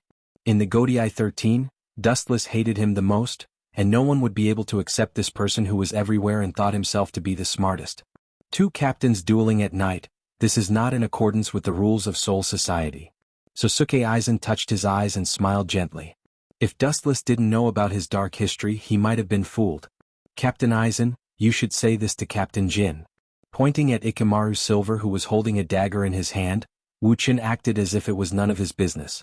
Captain Dustless, you're treating me like an outsider. I just want to meet the members of the 7th division. Why do you have to stop me? Ikamaru Jin regained his sly smile. His smile was extremely annoying. Sorry, they don't want to see you. After that, Dustless entered the team house without turning around. As for Jin and Sosuke Aizen, he directly ignored them, treating them as air. Waxy Aizen Sosuke raised his head and gave Ikamaru Jin a cryptic look. Ikamaru Jin nodded and attacked. You don't know what's good for you, I don't want to take you seriously. Noticing the dark shadow behind him, Dustless's killing intent rose. An absurd idea suddenly popped up in his mind. He couldn't wait to go back and ravage Matsumoto Ranjiku in various ways. When did I become like this? Dustless shook his head and tried to wake himself up. He didn't know whether to laugh or cry. At the same time, Jin was closing in on Dustless. He was about to chop off Dustless's head. Clang clang clang. At the critical moment, Aizen rushed over and blocked the attack for Dustless and kicked Jin Ikamaru back. Captain Jin, we're colleagues, we can talk things out, there's no need to kill. Sosuke, Aizen said with a pained expression. Get out of my way if you don't want to get hurt or else. Jin said coldly. Impossible. Sosuke, Aizen said firmly. If you want to hurt Dustless, you'll have to step over my dead body. What are these two idiots doing? Wuchen, who was about to step into the 7th division, stopped and retracted his footsteps. He put his hands in his wide sleeves and looked at the scene in front of him with interest. Although I know Sosuke, Aizen and Jin are doing this on purpose, what's their goal? Dustless sat down casually. He didn't feel sleepy at all. He looked at the strange battle in front of him. Aizen was probably the one who arranged this. Clang clang clang. Without waiting for Dustless to come up with an explanation, Ikamaru, Jin and Aizen Sosuke broke out in a fierce battle. Their Zanpakuto collided with each other. Boom boom boom. In the dark night sky, the deafening collision of the Zanpakuto continued, and the sparks from the friction of the Zanpakuto didn't stop. Ikamaru, Jin and Aizen Sosuke were sweating profusely. Puchi. After a few breaths, the temporary victor was decided. A bloody wound was left on Aizen Musuke's body, but Jin easily sent him flying with a kick. He was pushed back 100 meters. Captain Jin, you're very strong. It seems that I can't defeat you without using my Zanpakuto.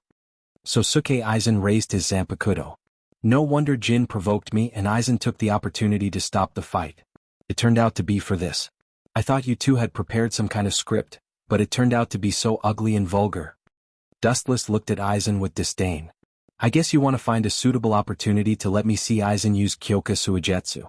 Unfortunately, you're doomed to fail. Knowing Aizen Sosuke's intention, Dustless did as he wished. His two dark eyes locked onto Kyoka Suigetsu and observed the slender Zanpakuto's blade. Dustless can't wait to be hit by Kyoka Suigetsu. Anyway, it doesn't hurt him. He only needs to use armament haki when fighting, and Aizen can also reduce the attention on him. He can even use Kyoka Suigetsu when Aizen is confident. Chapter 1053.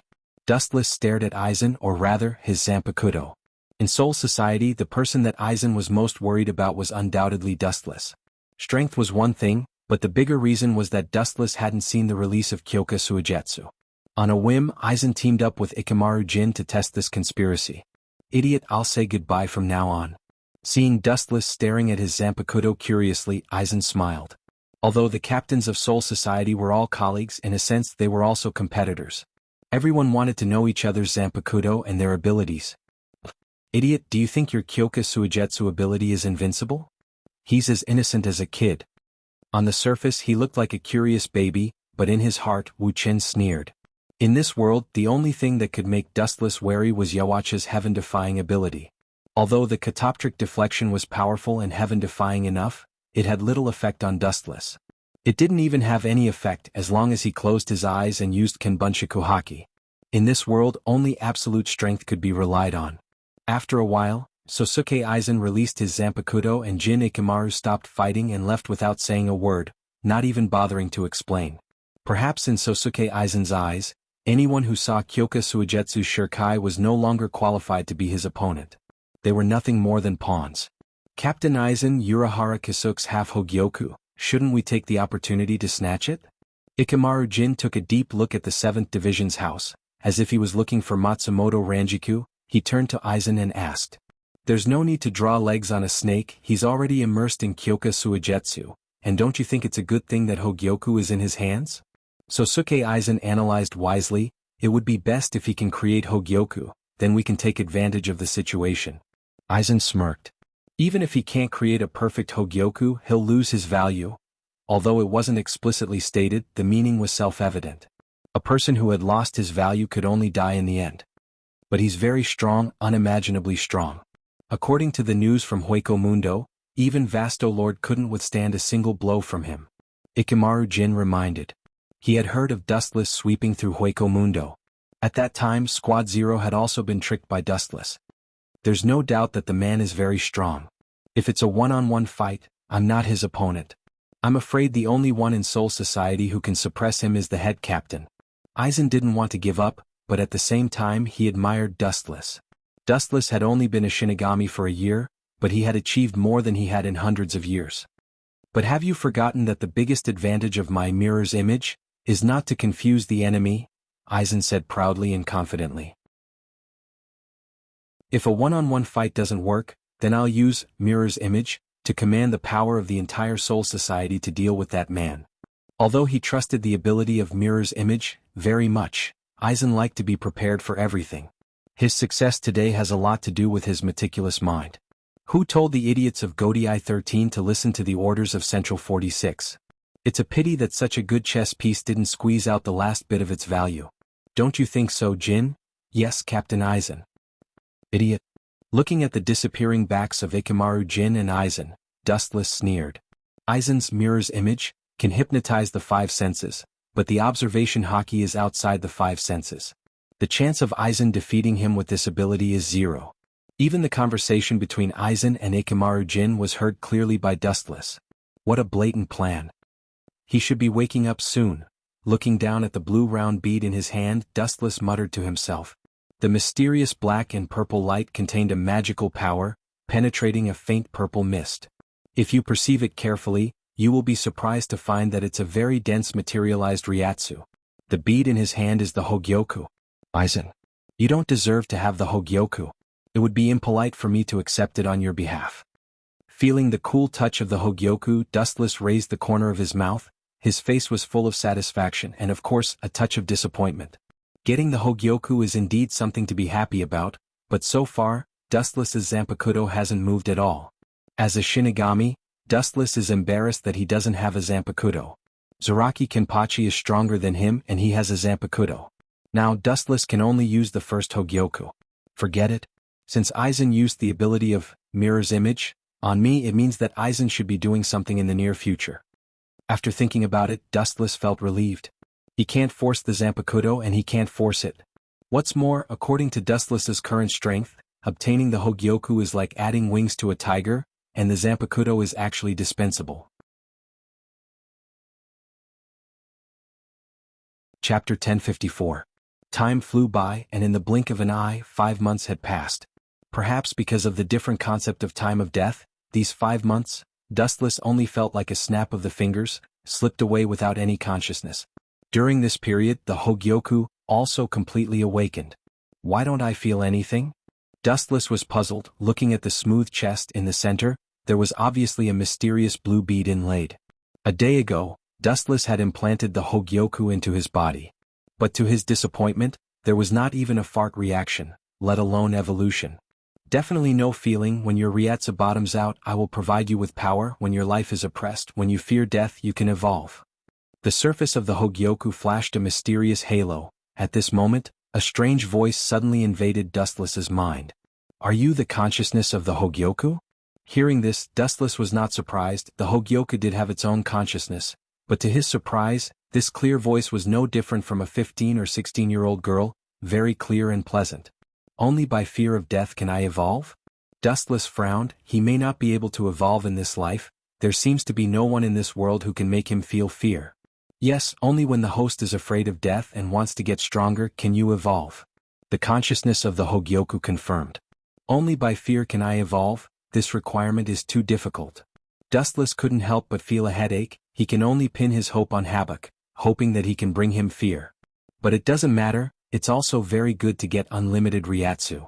Dustless showed a smile and immediately said loudly, Wanju, quickly bring my captain's Hayori, I'm going to be late for the captain's meeting. That old man is really bored, he always wants to hold a meeting. Thinking of old man Yamamoto, Dustless couldn't help but complain. The 7th Division needs to increase the members, at least a few nannies to wait on you. Matsumoto Ranjiku shouted in dissatisfaction. She threw Captain Hayori to Dustless and immediately fell onto Dustless's bed. Gulp. Dustless awkwardly took a deep breath and looked at Matsumoto Ranju's voluptuous body. Matsumoto Ranjiku was only wearing simple pajamas, which couldn't hide her hot body at all. Moreover, Soul Society's clothes were very strange, everything seemed to be transparent. Get up. Dustless nudged Matsumoto Ranjiku, but she obviously didn't buy it and fell asleep. Her body was filled with the smell of alcohol. Apparently, she drank again last night. Seeing this scene, Dustless was particularly depressed. Hinamori and Rukia were really good, doing things in an orderly manner. Matsumoto Ranjiku, on the other hand, was nothing but a drunkard. Dustless, however, was that this guy actually wanted him to pay for the drinks. A black butterfly suddenly stopped beside the ship and attracted Dustless's attention.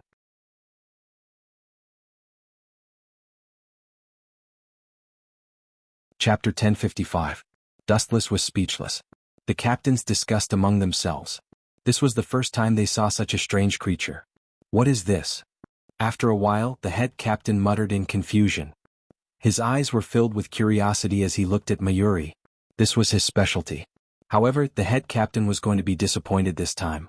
Mayuri shrugged helplessly with a blank expression. This was the first time he had seen such a strange thing. I remember this void is called Void White. It's a void created from the soul of a Shinigami. It's very strong. I think it's on the same level as Vasto Lord, maybe even stronger. Compared to the captains who didn't know, Dustless was familiar with it. It was the void created by the future Shinozaki Ichigo. Captain Sama? Aizen stood up and politely said, no matter what this guy is, he only went to 3 places, Soul Society, Hueco Mundo, and the modern world. Aside from that, there are no other places. Dustless sneered and immediately attacked Aizen. Captain Aizen, you want to send a Shinigami to the modern world and Hueco Mundo, but we don't have that many people. Haha, Aizen smiled calmly and said, of course I'm not going there to wait. That stupid method won't work. What I mean is, since this monster likes to hunt souls, we should take the initiative to lure it. We don't even know its location, how can we lure it? Dustless sneered. He felt Aizen's motives weren't pure. It's simple. Didn't Captain Yes say that the monster likes to eat souls? That means it likes people with high Ryatsu. Aizen smiled and said confidently, I think it's most likely to go to Luhun Street or the modern world. It shouldn't have the ability to enter Hueco Mundo. Dustless glanced at Aizen and then looked away. Dustless was sure that Aizen didn't have good intentions because Sosuke Aizen was the one who created Void. Now that he was released for no reason, there must be a conspiracy. Leave Soul Society's Drifting Soul Street to me. I will tear that bastard apart and return peace to Drifting Soul Street. A rough voice came. Looking up, it was the hungry Zaraki Kenpachi, waving his Zanpakuto excitedly as if he was on steroids. This brat has also learned this trick. Public morals are really degenerating these days. Dustless couldn't help but feel helpless. Even Zaraki, who loved to fight, was talking about peace. Among all the captains, he was the one who was most eager for something big to happen. Raising his eyebrows, a captain who rarely spoke suddenly stood up. Then the modern world dash. Leave the modern realm to me. Dustless glanced at the person and immediately stepped forward to answer. Everyone's eyes focused on Dustless and immediately looked at the captain who just spoke. This person was the current captain of the 10th Division, Isshin Shiba. Dustless recognized this person. He was the father of the future Shinozaki Ichigo. In the future he would be in cahoots with Urahara Kisuke and the others. Then Captain Dustless will go to the modern realm. Yamamoto nodded and said, that's not good. I heard that there are a lot of Quincy in the modern realm. Why don't you come with us? It would be best if you can catch some for me to experiment on, Mayuri laughed sinisterly as he waved his slender fingernails that were comparable to blades. Quincy? Yamamoto's cloudy eyes emitted a chill and immediately said coldly, although the chance of being attacked by Quincy is 0, it's good to go to the modern realm together. At least we can take care of each other. Dustless heard this and stared at Yamamoto. Maybe other people thought that Quincy was finished, but the captain knew very well. Quincy wasn't completely finished. 1,000 years ago he didn't kill Yawatch, he only sealed it. But why is Sosuke Aizen so confident? Isn't he afraid that I will kill Void White? Dustless frowned deeply. He was sure that Aizen spent a lot of money to create Void White. He was a greater Void White that was comparable to Vasto Lord. He was the accumulation of countless souls. It would be a loss if he was killed. After all, he spent a lot of effort to create Void White. And that Isshin Shiba? His eyes turned and fell on the usually low-key Isshin Shiba. In Dustless's impression, the number of times he spoke could be counted on one hand. But now he chose to take the initiative to attack. It was the opposite of his usual low-key self. Forget it, let's talk about it in the modern realm. Dustless didn't bother with the things he didn't understand. He just needed to deal with them as they came. There was no need to do anything superfluous. In front of absolute strength, all schemes and tricks were useless. This was the basis of Dustless's confidence. Aizen's schemes wouldn't have any substantial effect. They would only humiliate themselves and become a joke. Even Isshin Shiba was the same. If he had any ulterior motives, he could just kill him as soon as possible. After all, they were in the modern realm. He could push the blame to Hueco Mundo. After about half an hour, the captain's meeting ended. Tomorrow, Dustless and Isshin Shiba would leave Soul Society and go to the modern realm.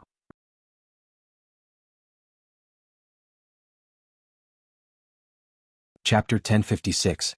In the sky above Kangzucho, the void was distorted. Two figures floated in the air, looking down at the crowded city below. Although I'm not used to it, I've been in Soul Society all year round. Changing to the modern world all of a sudden, it's quite exquisite. Shiba Isshin looked at the metropolis on the ground and said with emotion. He looked at the cars driving below and looked at them curiously. Soul Society has never had such a thing. Captain Isshin, is this your first time in the modern world? Looking at the childlike Isshin, Dustless asked. Isshin nodded and immediately suggested, Kangzucho is quite big, why don't we split up to find that guy, it's faster. Dustless nodded and agreed, then I'll go to the east. Then I'll go to the west. Isshin jumped quickly on the high-rise buildings, his steps light and vigorous. He obviously wasn't running around aimlessly, but with a mysterious map in his hand, looking left and right to find his destination. This kid's motives are really impure, his direction seems to be. In a hidden alley, Dustless stared at Isshin in the distance with a cold smile. He had already vaguely guessed where Isshin was looking for. No wonder Urahara Kisuk was kicked out of Soul Society and knew so much inside information. I really didn't know that this kid was a spy. After thinking for a while, Dustless followed, his killing intent thickening. If Isshin knew that Dustless had embezzled the Hogyoku, he would definitely report it to the head captain. Awoo! At this time, a hysterical roar mixed with destructive spiritual pressure shook the sky, and the glass on both sides of the street was shattered by the powerful spiritual pressure. This spiritual pressure is not right. The footsteps suddenly sounded. Dustless frowned, keenly aware of the different spiritual pressure between Shinigami and Hollow. Whoosh whoosh whoosh. A black shadow cut through the sky, surrounded by flames. It was Isshin. Let's go and see what you can do. With a thought, Dustless followed. In short, he planned to destroy Isshin or at least banish him forever. Just like Urahara Kisuk. Void White doesn't seem to be an opponent of Isshin Shiba. Suddenly remembering Void White's strength, Dustless couldn't help but worry. Although Void's strength was comparable to Vasto Lord, he was still killed by Isshin in the end. This time, I'll reluctantly help Aizen Sosuke and use Haku's hand to kill Isshin. In the alley, staring at the figure in front of him, Dustless's chakra began to surge as he focused on Isshin Shiba. Tao Breaker 90, Black Coffin. Several black shadowless blades came from all directions and almost instantly approached Isshin Shiba, who didn't know what was going on. Isshin was shocked when he saw this. Sensing the sharp auras coming from all directions, he shouted without thinking. Binding Tao number 73, Mountain Toppling Crystal. A transparent triangular defensive formation instantly appeared and protected Isshin. Even though he managed to counterattack immediately, the Tao Breaker 90's attack was still difficult to block. After a brief stalemate, the Black Coffin's attack tore through his defenses. Puchi, Puchi, Puchi. Shiba Isshin's body was instantly torn open, and blood was dripping from his wounds. It was such a shocking wound that people couldn't bear to look at it. Who did this? Come out for me. Enduring the unprecedented pain, Isshin unleashed his violent Ryatsu, destroying all the buildings within a radius of 100 meters, turning it into a plain visible at a glance. Even with such a heavy injury, he's still alive and kicking. His strength is probably beyond the captain level. But if you encounter Void White, you should be dead for sure. Dustless, who had already escaped, chuckled and used the Tensigan's power to clearly capture Isshin's roar, and his Ryatsu also began to rampage. Isshin's reckless release of Ryatsu will only attract Void White's attention. That's a student? When Dustless was about to watch a good show, an unexpected figure appeared in front of him. The newcomer was obviously a girl, with golden curly hair that fell to her waist like a waterfall. Her facial features were exquisite, as if they were the work of the gods. Her skin was as delicate as snow in winter. Her watery eyes were very lively, and there were obvious sweat stains on her face. What caught Dustless's attention the most was that she was holding a crystal bow in her hand. It's actually a Quincy? And what's with that face? Feels like déjà vu, strange. Dustless scratched his head. He only knew two female Quincy, one was Bambiita and the other was Candace, but he obviously didn't know this beautiful Quincy, but he had a vague impression of her in his mind. Could it be her? After a while, A name that matched the identity of the girl Quincy appeared in his mind: Shinozaki Makoto. Shinozaki Makoto has the strength to fight against the captain, and she will definitely disrupt my plan if she helps Ishin. After pondering for a moment, Dustless rushed over again. Of course it was not to help Ishin. If Void White can't kill Ishin, then Dustless will do it himself. Chapter 1057.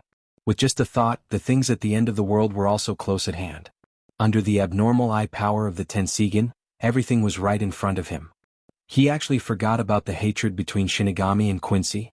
This Quincy is really compassionate. Dustless secretly observed the situation. This kind of thing has nothing to do with him, so there's no need to meddle in other people's business. He just needs to find an opportunity to kill Ishin. Roar! The violent roar came again, accompanied by violent wind and waves. The central area was like an earthquake, and the ground was shaking and cracking, and the cracks were spreading rapidly.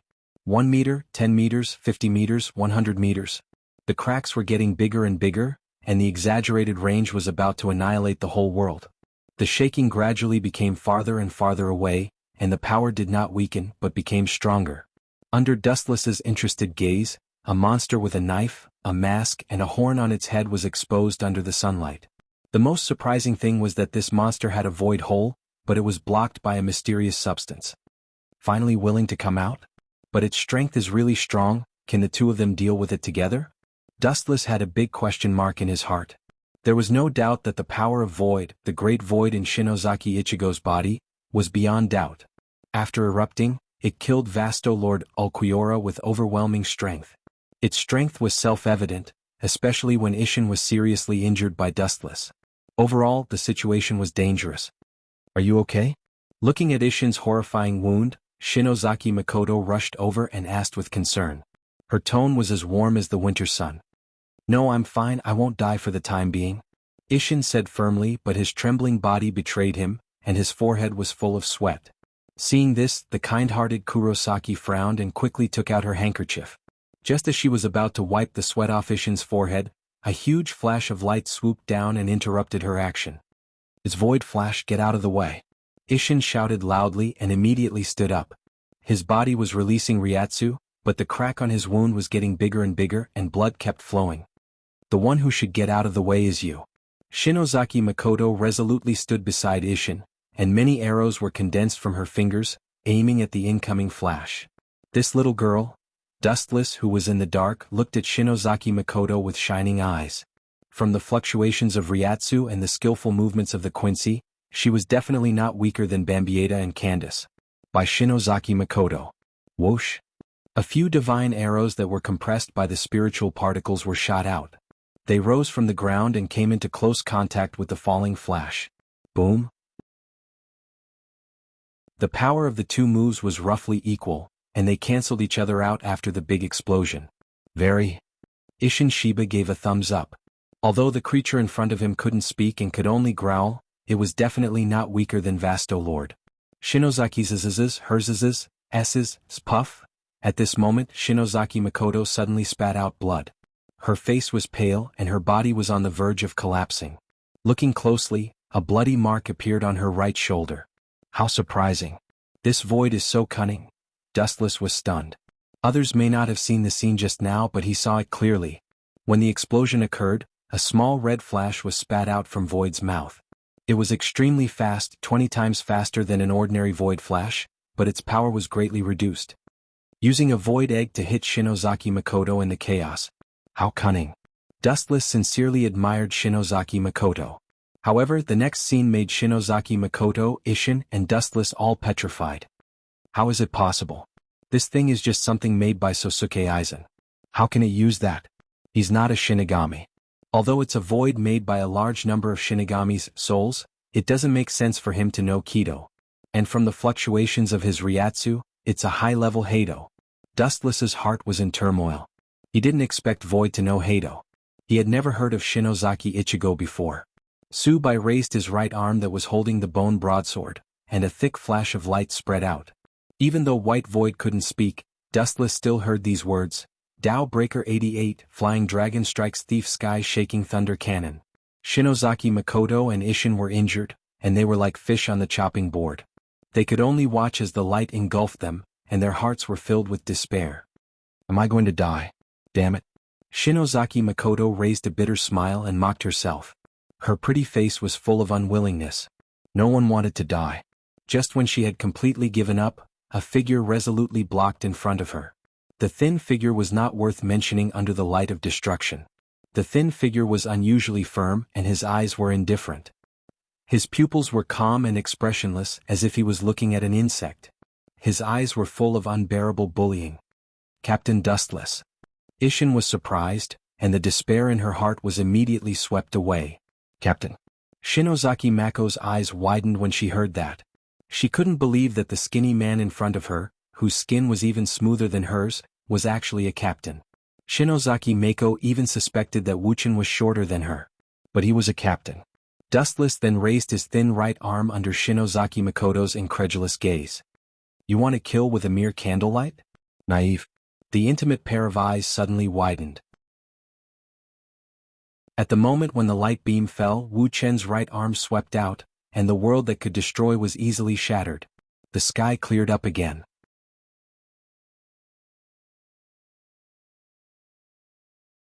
Chapter 1058. Shinozaki Makoto looked at the light that shattered in an instant with a shocked expression. That thick light beam was extremely fragile in front of Dustless, not even worth mentioning. Dustless raised his hand and scattered it. This guy can actually use Shinigami's Hado. Even Arcana Breaker can't do this. Looking at the palm of his right hand, Dustless felt that strange touch just now. He was sure that it was definitely Hado, not a violent attack like Void Flash. A woo, as if provoked Void, who was floating in the sky, let out a terrifying roar. His ferocious eyes stared at Dustless with murderous intent. Dustless, Shinozaki Makoto, and Ishin all felt as if they had fallen into an ice cave. Be careful, he's very powerful, not an ordinary Minos Grande. Seeing that Dustless was indifferent, neither attacking nor defending, Shinozaki Makoto solemnly reminded. Powerful? Maybe. Looking back leisurely, Dustless stared at Shinozaki Makoto's bloody shoulder. His eyes flashed with ridicule as he turned his head and shouted, "Come at me, beast." Hearing this, Shinozaki Makoto's expression changed greatly. She was so depressed that she almost vomited blood. Her words were to tell Dustless not to provoke Void and not to call him a beast. You actually dared to provoke him on purpose. He's a conscious Minos Grande, not an ordinary one. Shinozaki Makoto said cautiously. She was sweating profusely and was very nervous. What are you afraid of? Looking at Shinozaki Makoto's eyes, Dustless said faintly, Do you think you can live if you don't provoke him? You're too naive, woman. You don't understand Void. It's impossible to be set free. This guy was sent to kill people. It's the same whether I provoke him or not. No matter what happens in the end, it's a dead end. Dustless said bluntly. Shinozaki Makoto was confused and didn't understand what he meant. He's coming. Seeing that White Void had disappeared, Ishin looked around and said in a deep voice, This guy is very unusual. He is very strong and his Ryatsu is also very strong. Especially his speed. Bang bang bang. Ishin Shiba's voice hasn't fallen yet. He saw Wu Chen casually kick out, and a body suddenly flew out. Ka. White Void was sent flying by Dustless's kick. The powerful force caused him to smash through several buildings, and he fell into the ruins in a sorry state. It was unknown whether he was dead or alive. How is that possible? So fast. Shinozaki Makoto exclaimed in shock. She didn't even see the entire process clearly. She only saw Wu Chen casually kick White Void, causing him to suffer a heavy blow. His body was sent flying 100 meters away. They even took away a few buildings. Death God, let go of Zhenho or I'll kill your companion as well. A cold warning sounded out from the left as a silhouette walked out from the darkness. That person wore spectacles with killing intent in his eyes as he looked at the injured Kurosaki with a sinister expression. Ishida Ryuzo? Ripples appeared in Dustless's calm eyes as he recognized the person in an instant. He was Ishida Yulong's father. All right. No wonder you came out to look for Kurosaki Makoto. She is now the daughter-in-law of the Ishida family. Dustless's eyes gradually regained their clarity. He glanced at Ishida Ryuzo and ignored him. He had nothing good to say to this cold guy. This guy, how dare he ignore me, damn it. Ishida Ryushin's face was filled with murderous intent. He flicked his wrist and formed a shining longbow. The arrow that was surrounded by cold air was aimed at Wuchen. Xiaolong, you misunderstood. Without his help, I would have been dead. Kurosaki Makoto explained to Ishida Ryuzo. At the same time, she lifted her finger and pointed at the ruins in front of them. She said in a serious tone, I sensed an unusual greater void and rushed over. But I didn't expect to be ambushed by him. Kurosaki Makoto smiled bitterly. Her tone was filled with unwillingness. If it wasn't for him, I would have stepped into heaven. Ishida Ryuzo did not listen to her. He continued to aim at Dustless and said, The Grim Reapers are all cunning. Don't be fooled by them. Also, after sorting out his thoughts, Ishida Ryuzo continued, The Grim Reapers are all. You have been talking for a long time. I have always wanted to ask you a question. Without waiting for Ishida Ryuzo to finish his sentence, Dustless cut him off and said coldly, Your existence is unnecessary. There is no stage for you here. Leave now. I don't want to see your face. Dustless glanced at Ishida Ryuzo and said calmly, Don't force my hand. Swoosh swoosh swoosh. A sharp sound pierced through the air. Ishida Ryuzo raised his head and shot out all the photon arrows in his hand. The number of photon arrows was dense and vicious. In an instant, Dustless was destroyed. Hundreds of holes appeared on his body. It was a tragic sight. Your strength is average, but your mouth is quite good at bragging. Seeing this, Ishida Ryuzo snorted in disdain. He then took a step forward. However, before his foot could touch the ground, a bolt of lightning descended from the sky and suppressed Ishida Ryuzo. Boom boom boom. The ground shook and a circular crater appeared. Flashes of light gathered and condensed into Dustless's body. His indifferent eyes looked down at Ishida Ryuzo. Dustless's right foot stepped on his face mercilessly. I said before that I don't like to see your face. Since you don't know what's good for you, I can only melt this disgusting face. As soon as his voice fell, a large golden light swept out from Dustless's feet. The temperature was so high that even steel could be easily melted.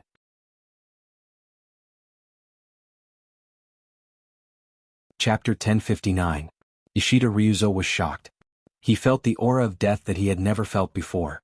The high-density light did not even touch him, but he felt like he was going to melt like water. Ishida Ryuzo was sure that if he were to take Dustless's attack in his current state, he would definitely die. Don't touch him, he's one of us. Shinozaki Mako's beautiful eyes widened with anxiety. Although she was disgusted by the marriage arranged by the Ishida family, she couldn't just watch Ishida Ryuzo get killed. After all, she owed the Ishida family a debt of gratitude. One of us. Dustless turned to look at Shinozaki and sneered. He took the initiative to attack me with the Holy Annihilation Arrow. One of us attacking one of us? That's rare. Shinozaki Jinka was stunned when he heard this. He lowered his head silently in surprise. He knows the skill of Quincy. This time, it was Shinozaki's turn to be shocked. She looked at the shining leg that was approaching Ishida Ryuzo and quickly said, That's a misunderstanding, he's fine. Naive? Dustless glanced at Shinozaki indifferently and said, Before coming to the modern world, the head captain said that if you encounter a Quincy sneak attack, there is no need to show mercy. Kill without mercy. This kid is the one who started it. Do you think I need to show mercy? Shinozaki, even if you don't understand the grudge between the Shinigami and Quincy, you should have heard of it. Ishin nodded. First of all, Shinigami and Quincy were hostile forces. Although he felt sorry for Shinozaki Makino, Ishida Ryuzo was the one who attacked first. He deserved to be killed. His hands were in Ishida Ryuzo's hands. No one forced him to do it. But, Shinozaki's expression froze. She moved her lips but closed them again. She looked very helpless. You're going to suffer if you're so kind. Dustless's voice was unusually light. In short, there was more vitality in it. He said, Besides, do you think this arrogant kid will appreciate it? The answer is no. Not only will he not, but he will also feel humiliated. For a man to be protected by a woman, this may be worse than killing him. Dustless's words were as sharp as a knife, piercing Ishida Ryuzo's self-esteem. His face, which could be considered handsome, suddenly became extremely distorted. I hate people like you the most. Others saved you, but you don't appreciate it. You even put on an expression of, I'm very capable and don't need you to meddle in other people's business. Actually, you're just a piece of trash. With a cold expression, Dustless's right leg landed on Ishida Ryuzo's face. Boom boom boom. A violent explosion resounded through the sky, and a wave of destructive force spread out. Steel was melted, buildings were erased, and even the invisible air was burned to the point of boiling. The temperature had increased by dozens of times. I underestimated you. I almost forgot, you are also a Quincy.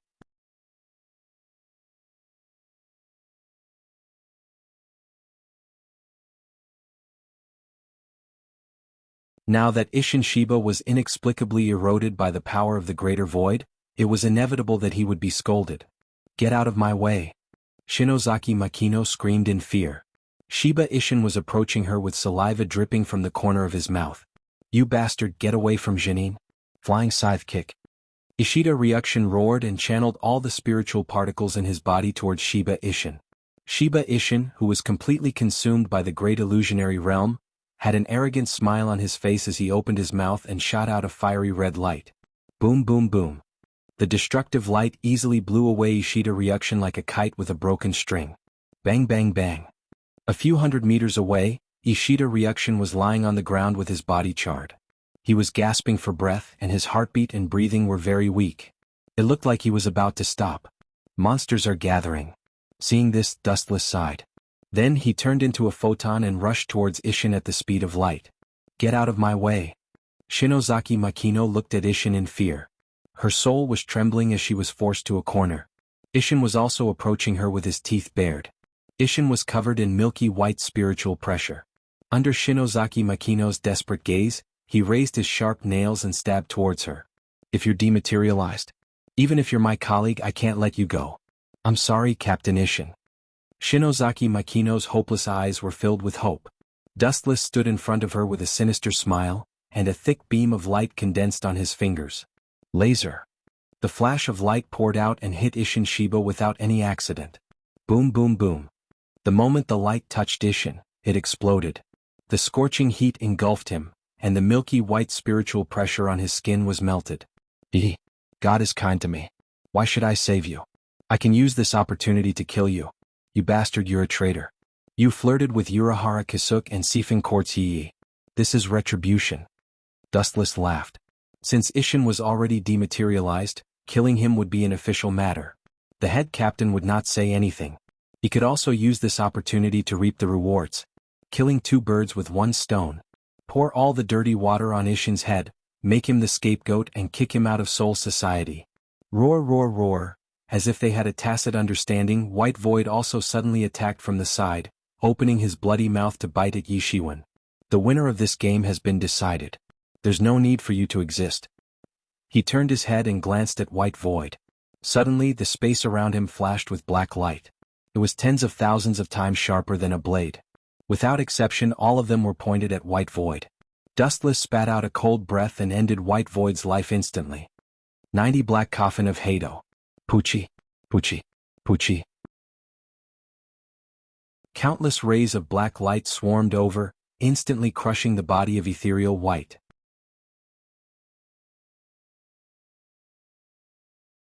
Chapter 1061. Number 90's Hado cut through the void. His entire body was covered with scars, and his body was on the verge of collapsing. He was bleeding profusely, and the blood vessels in his body could not be stopped. Ow ow ow. All beasts were ferocious and the void was no exception. He was originally a greater void, and was naturally easily angered. Being severely injured by Dustless did not suppress his bloodthirst. Instead he was completely enraged. Roar, the heart-wrenching roar of anger spread, deafening everyone. Their brains were not listening to their commands, and the only thing they could think of was the void's roar. After all, it was created. The nature of the beast did not change. Dustless was unfazed by the roar that was filled with endless killing intent and hatred. The difference between them was too great and there was no comparison at all. They were not even of the same origin. In Dustless's eyes, it was just the unhappiness of a child who was beaten to tears. Ka ka ka. The surrounding void shattered like a mirror, and there was a series of cracking sounds. The sky was swallowed by the red demonic light, and the places that were affected by the light were filled with dead silence. What kind of monster is this guy? He knows Void Flash and he seems to know the Ghost Dao ability of the Grim Reaper. Shinozaki Makoto swallowed his saliva and said in disbelief. He was so shocked that his entire body was trembling slightly. Dustless turned his head and glanced at Shinozaki Makoto. Disappointment flashed through his eyes, and he sighed to himself. What a pity. Her body was also infiltrated by the Void's power. She will die soon. Dustless sighed to himself. A pure-blooded Quincy was extremely rare, and there were not many of them in the world. Most of them were Habaku's lackeys. You are also a tragedy, Dustless suddenly said after a while. What do you mean? Shinozaki Makoto's expression changed slightly. He could sense that Dustless was implying something else. Boom boom boom. At the same time, the void flash that Void White painstakingly created was completed. It turned into a void flash that was the size of a human's head, and the power it emitted was enough to destroy the world. What a terrifying void flash. Feeling the power of void flash, Shinozaki Mako said in fear. He instinctively shrunk his neck and stared at the giant void flash in the sky. Fear flashed in his beautiful eyes. In the end, she's still a woman. No, in the end, she's still just a student. Dustless calmly said as he stared at Shinozaki in her student uniform. It was normal for him to be afraid. After all, this was the first time he had met such an invincible great void realm expert, and he even had the ability to control the Grim Reaper. Dustless focused his gaze on the expanding void flash. A murderous grin appeared on his face. In order for you to disappear without a trace, show me some of your true abilities. As soon as Dustless finished his words, a strange black sphere appeared behind him. It was the size of a fist and looked harmless. It was impossible for it to kill the enemy, but Shinozaki's body instinctively moved back. This? Shinozaki Makino was shocked as he stared at the mysterious bead in a daze. Suddenly, he realized that his body was no longer listening to him and instinctively wanted to avoid it. Just disappear forever. Dustless glanced at Void Flash coldly. Under his command, the truth-seeking ball floating behind him flew out. Roar. White Void also clearly sensed the black sphere, but he quickly gave it a look of disdain, even treating it as air. He did not feel any spiritual pressure fluctuations. It did not seem to have any destructive power, so he continued to focus on transferring spiritual pressure to Void Flash. Is it really going to work? Shinozaki Makino's face was filled with doubt. Under Void Flash's indifferent gaze, the truth-seeking ball came into contact with his body. Crack crack crack crack. Void Flash was as hard as a meteorite. Even number 90 Tao Breaker, Black Coffin, could not shatter it. His entire body started to collapse. The process was extremely strange. There were no wounds on his body, but he just disappeared mysteriously. His legs, abdomen, arms, head, all of them collapsed one by one. Roar? Void Flash roared unwillingly. His mouth full of sharp teeth spat out cold air as he stared at Dustless. Madness flashed in his eyes. Void Flash condensed on the horns on his forehead was thrown out with all of his strength. Even in death you want to drag me down with you? This is very similar to Aizen's style. Staring at the incoming flash, Dustless was as calm as a breeze. The truth-seeking ball appeared behind him again. It was not proportional to the huge flash of light, but Kurosaki's face was full of relief. With the previous lesson, her heart also relaxed. As expected, the moment Void Flash came into contact with the truth-seeking ball, it collapsed on its own. The haze that shrouded the world also disappeared and everything returned to normal. It's finally over. Seeing this, Shinozaki Makino breathed a sigh of relief. She immediately tried to stand up, but a black shadow covered her. Miss Shinozaki, you are also injured. Soon you will be eroded by the power of the greater void and die. Dustless walked over and said lazily. Shiba Ishin was lying on the ground far away. The mask on her body was gradually collapsing. It was obvious that she was fighting against the power of the void in her body. I know. The power of the void is a fatal poison to the Quincy. Shinozaki Makino's beautiful eyes were dim. Her beautiful face was filled with loneliness as she said helplessly. I told you. No living creature wants to die. Dustless's lips curled into a faint smile. He continued, Miss Shinozaki, I can guarantee that you will be safe. Even if the power of the void destroys the dormitory, it will be fine. But, we have to make a deal. Only then can I help you out of this crisis. Shinozaki Makino frowned. She looked at Dustless's eyes. After hesitating for a while, she said, Let's hear it.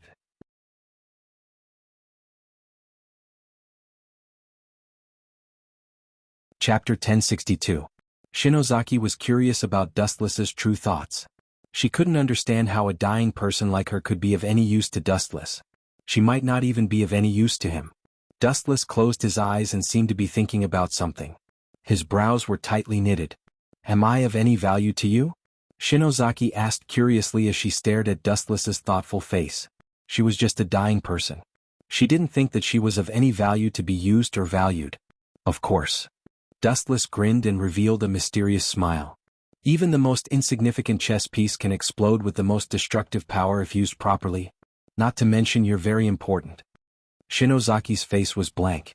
She didn't think that she was of much use. She was just a dying person. Do you know who your ancestor is? Dustless suddenly changed the topic and asked. Ancestor? Shinozaki made a distressed expression and bitterly smiled. I really don't know who the ancestor of the Shinozaki family is. Dustless shook his head and said directly, I'm talking about Yawatch. Shinozaki thought for a long time before answering. Yawatch? I think there was such a person. I heard that he was the ancestor of all Quincy, but I heard that he died many years ago. It's good that you know Yawatch. Dustless wiped the sweat off his temples. He was afraid that Shinozaki was an ignorant person and had to start from the beginning. And then? Don't tell me that Yawatch came back from the dead. Shinozaki blinked her gem-like eyes and said playfully. Why do you think he's dead? Dustless glanced at Yawatch with a deep gaze and asked instead of answering. You have to understand that Yawatch is the god of all Quincy. Even if he's immortal, god? He's not worthy. He's just a butcher. Dustless was planning to brag about Yuhabak and then scold him. Who would have thought that Shinozaki Manori would rudely interrupt him? Could it be, thinking of a possibility, Dustless asked tentatively, was your ancestor killed by Yawatch? Although it was just Dustless's guess, it was highly likely because the hometowns of Busby and Jugram were both conquered by Yawatch and eliminated by Yawatch. And such examples could be found everywhere. Well, I'm not too sure about the specifics. All I know is that Yawatch isn't a good person. The elders in my family once said that Quincy's decline was caused by Yawatch. It was all to satisfy his selfish desires, Shinozaki Makoto explained. His tone was filled with hatred. Idiot, that's because you Abyss Annihilation was too stupid. You drank Yawatch's blood and deserved to be killed. You will all become nourishment for the saints, in the future. Dustless complained in his mind. Those who wanted to quickly increase their strength would accept the gift of Yawatch, which was his own blood. Therefore, during the parting, it would be the nourishment for Yawatch to become stronger.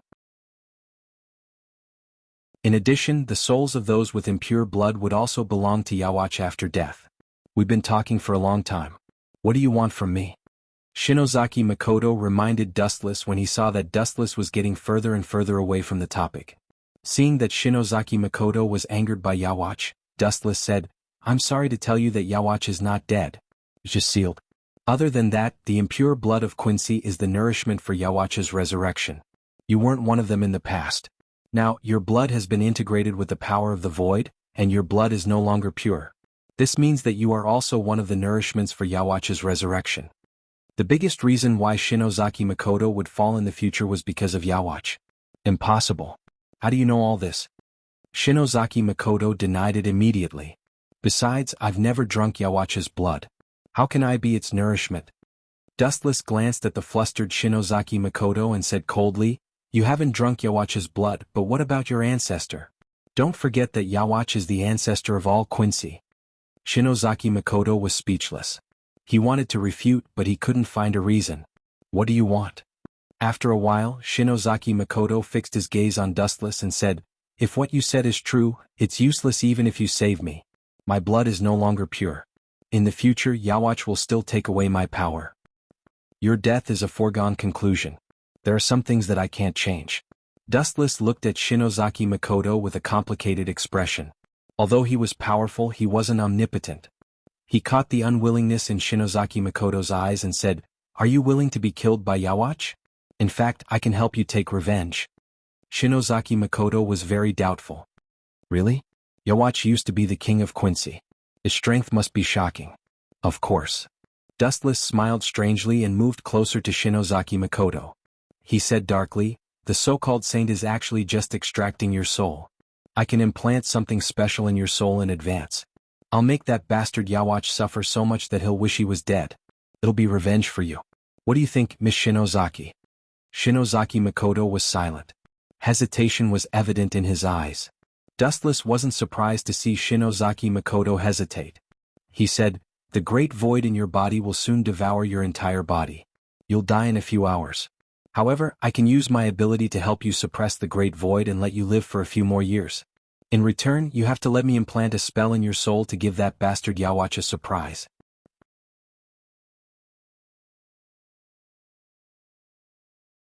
Chapter 1063. Shingo Kurosaki was instantly speechless.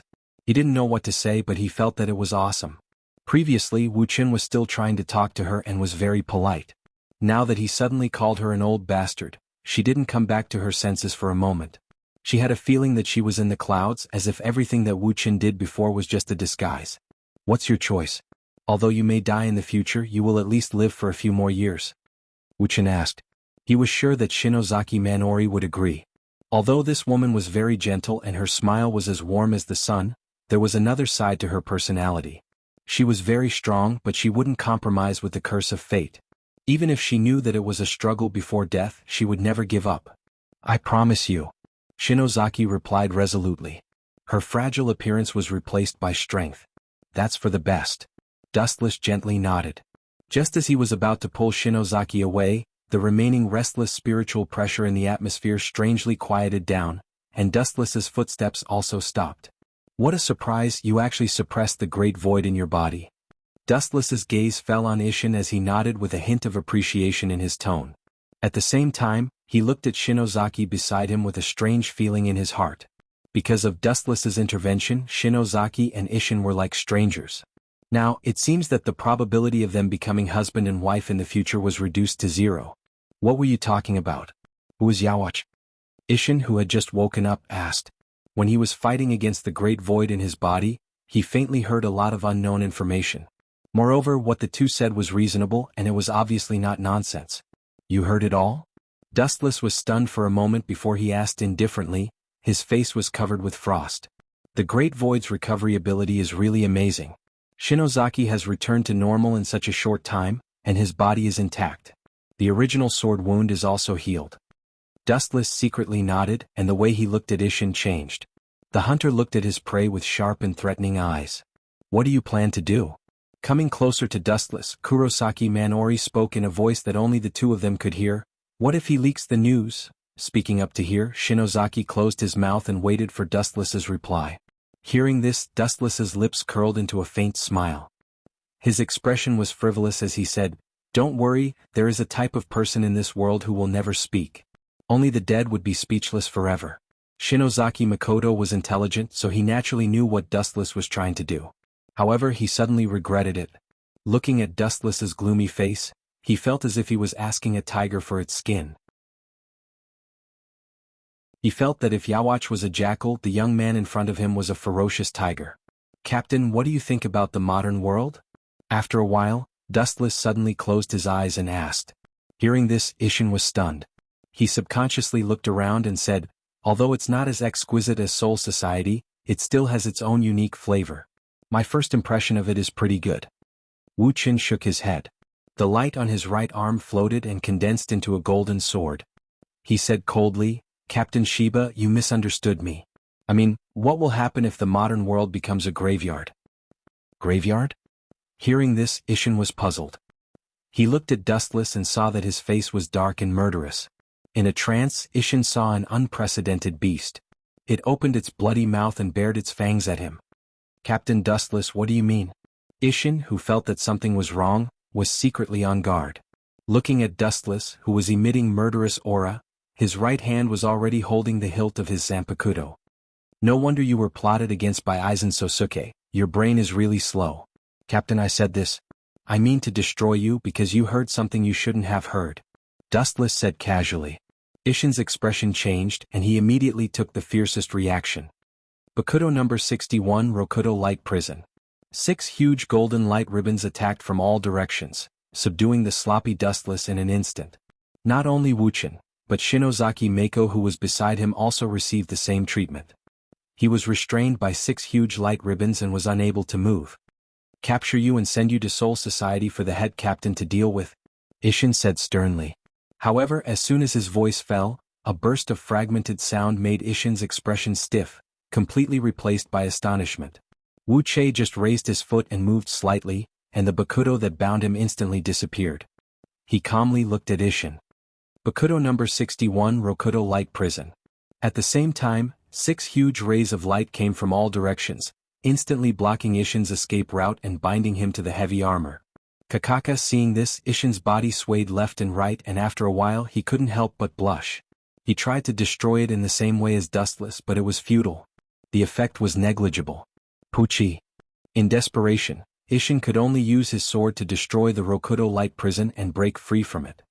He looked around and hurriedly looked for Dustless, but he was surprised to find that Dustless was nowhere to be seen, and his Ryatsu was completely gone. Pucci.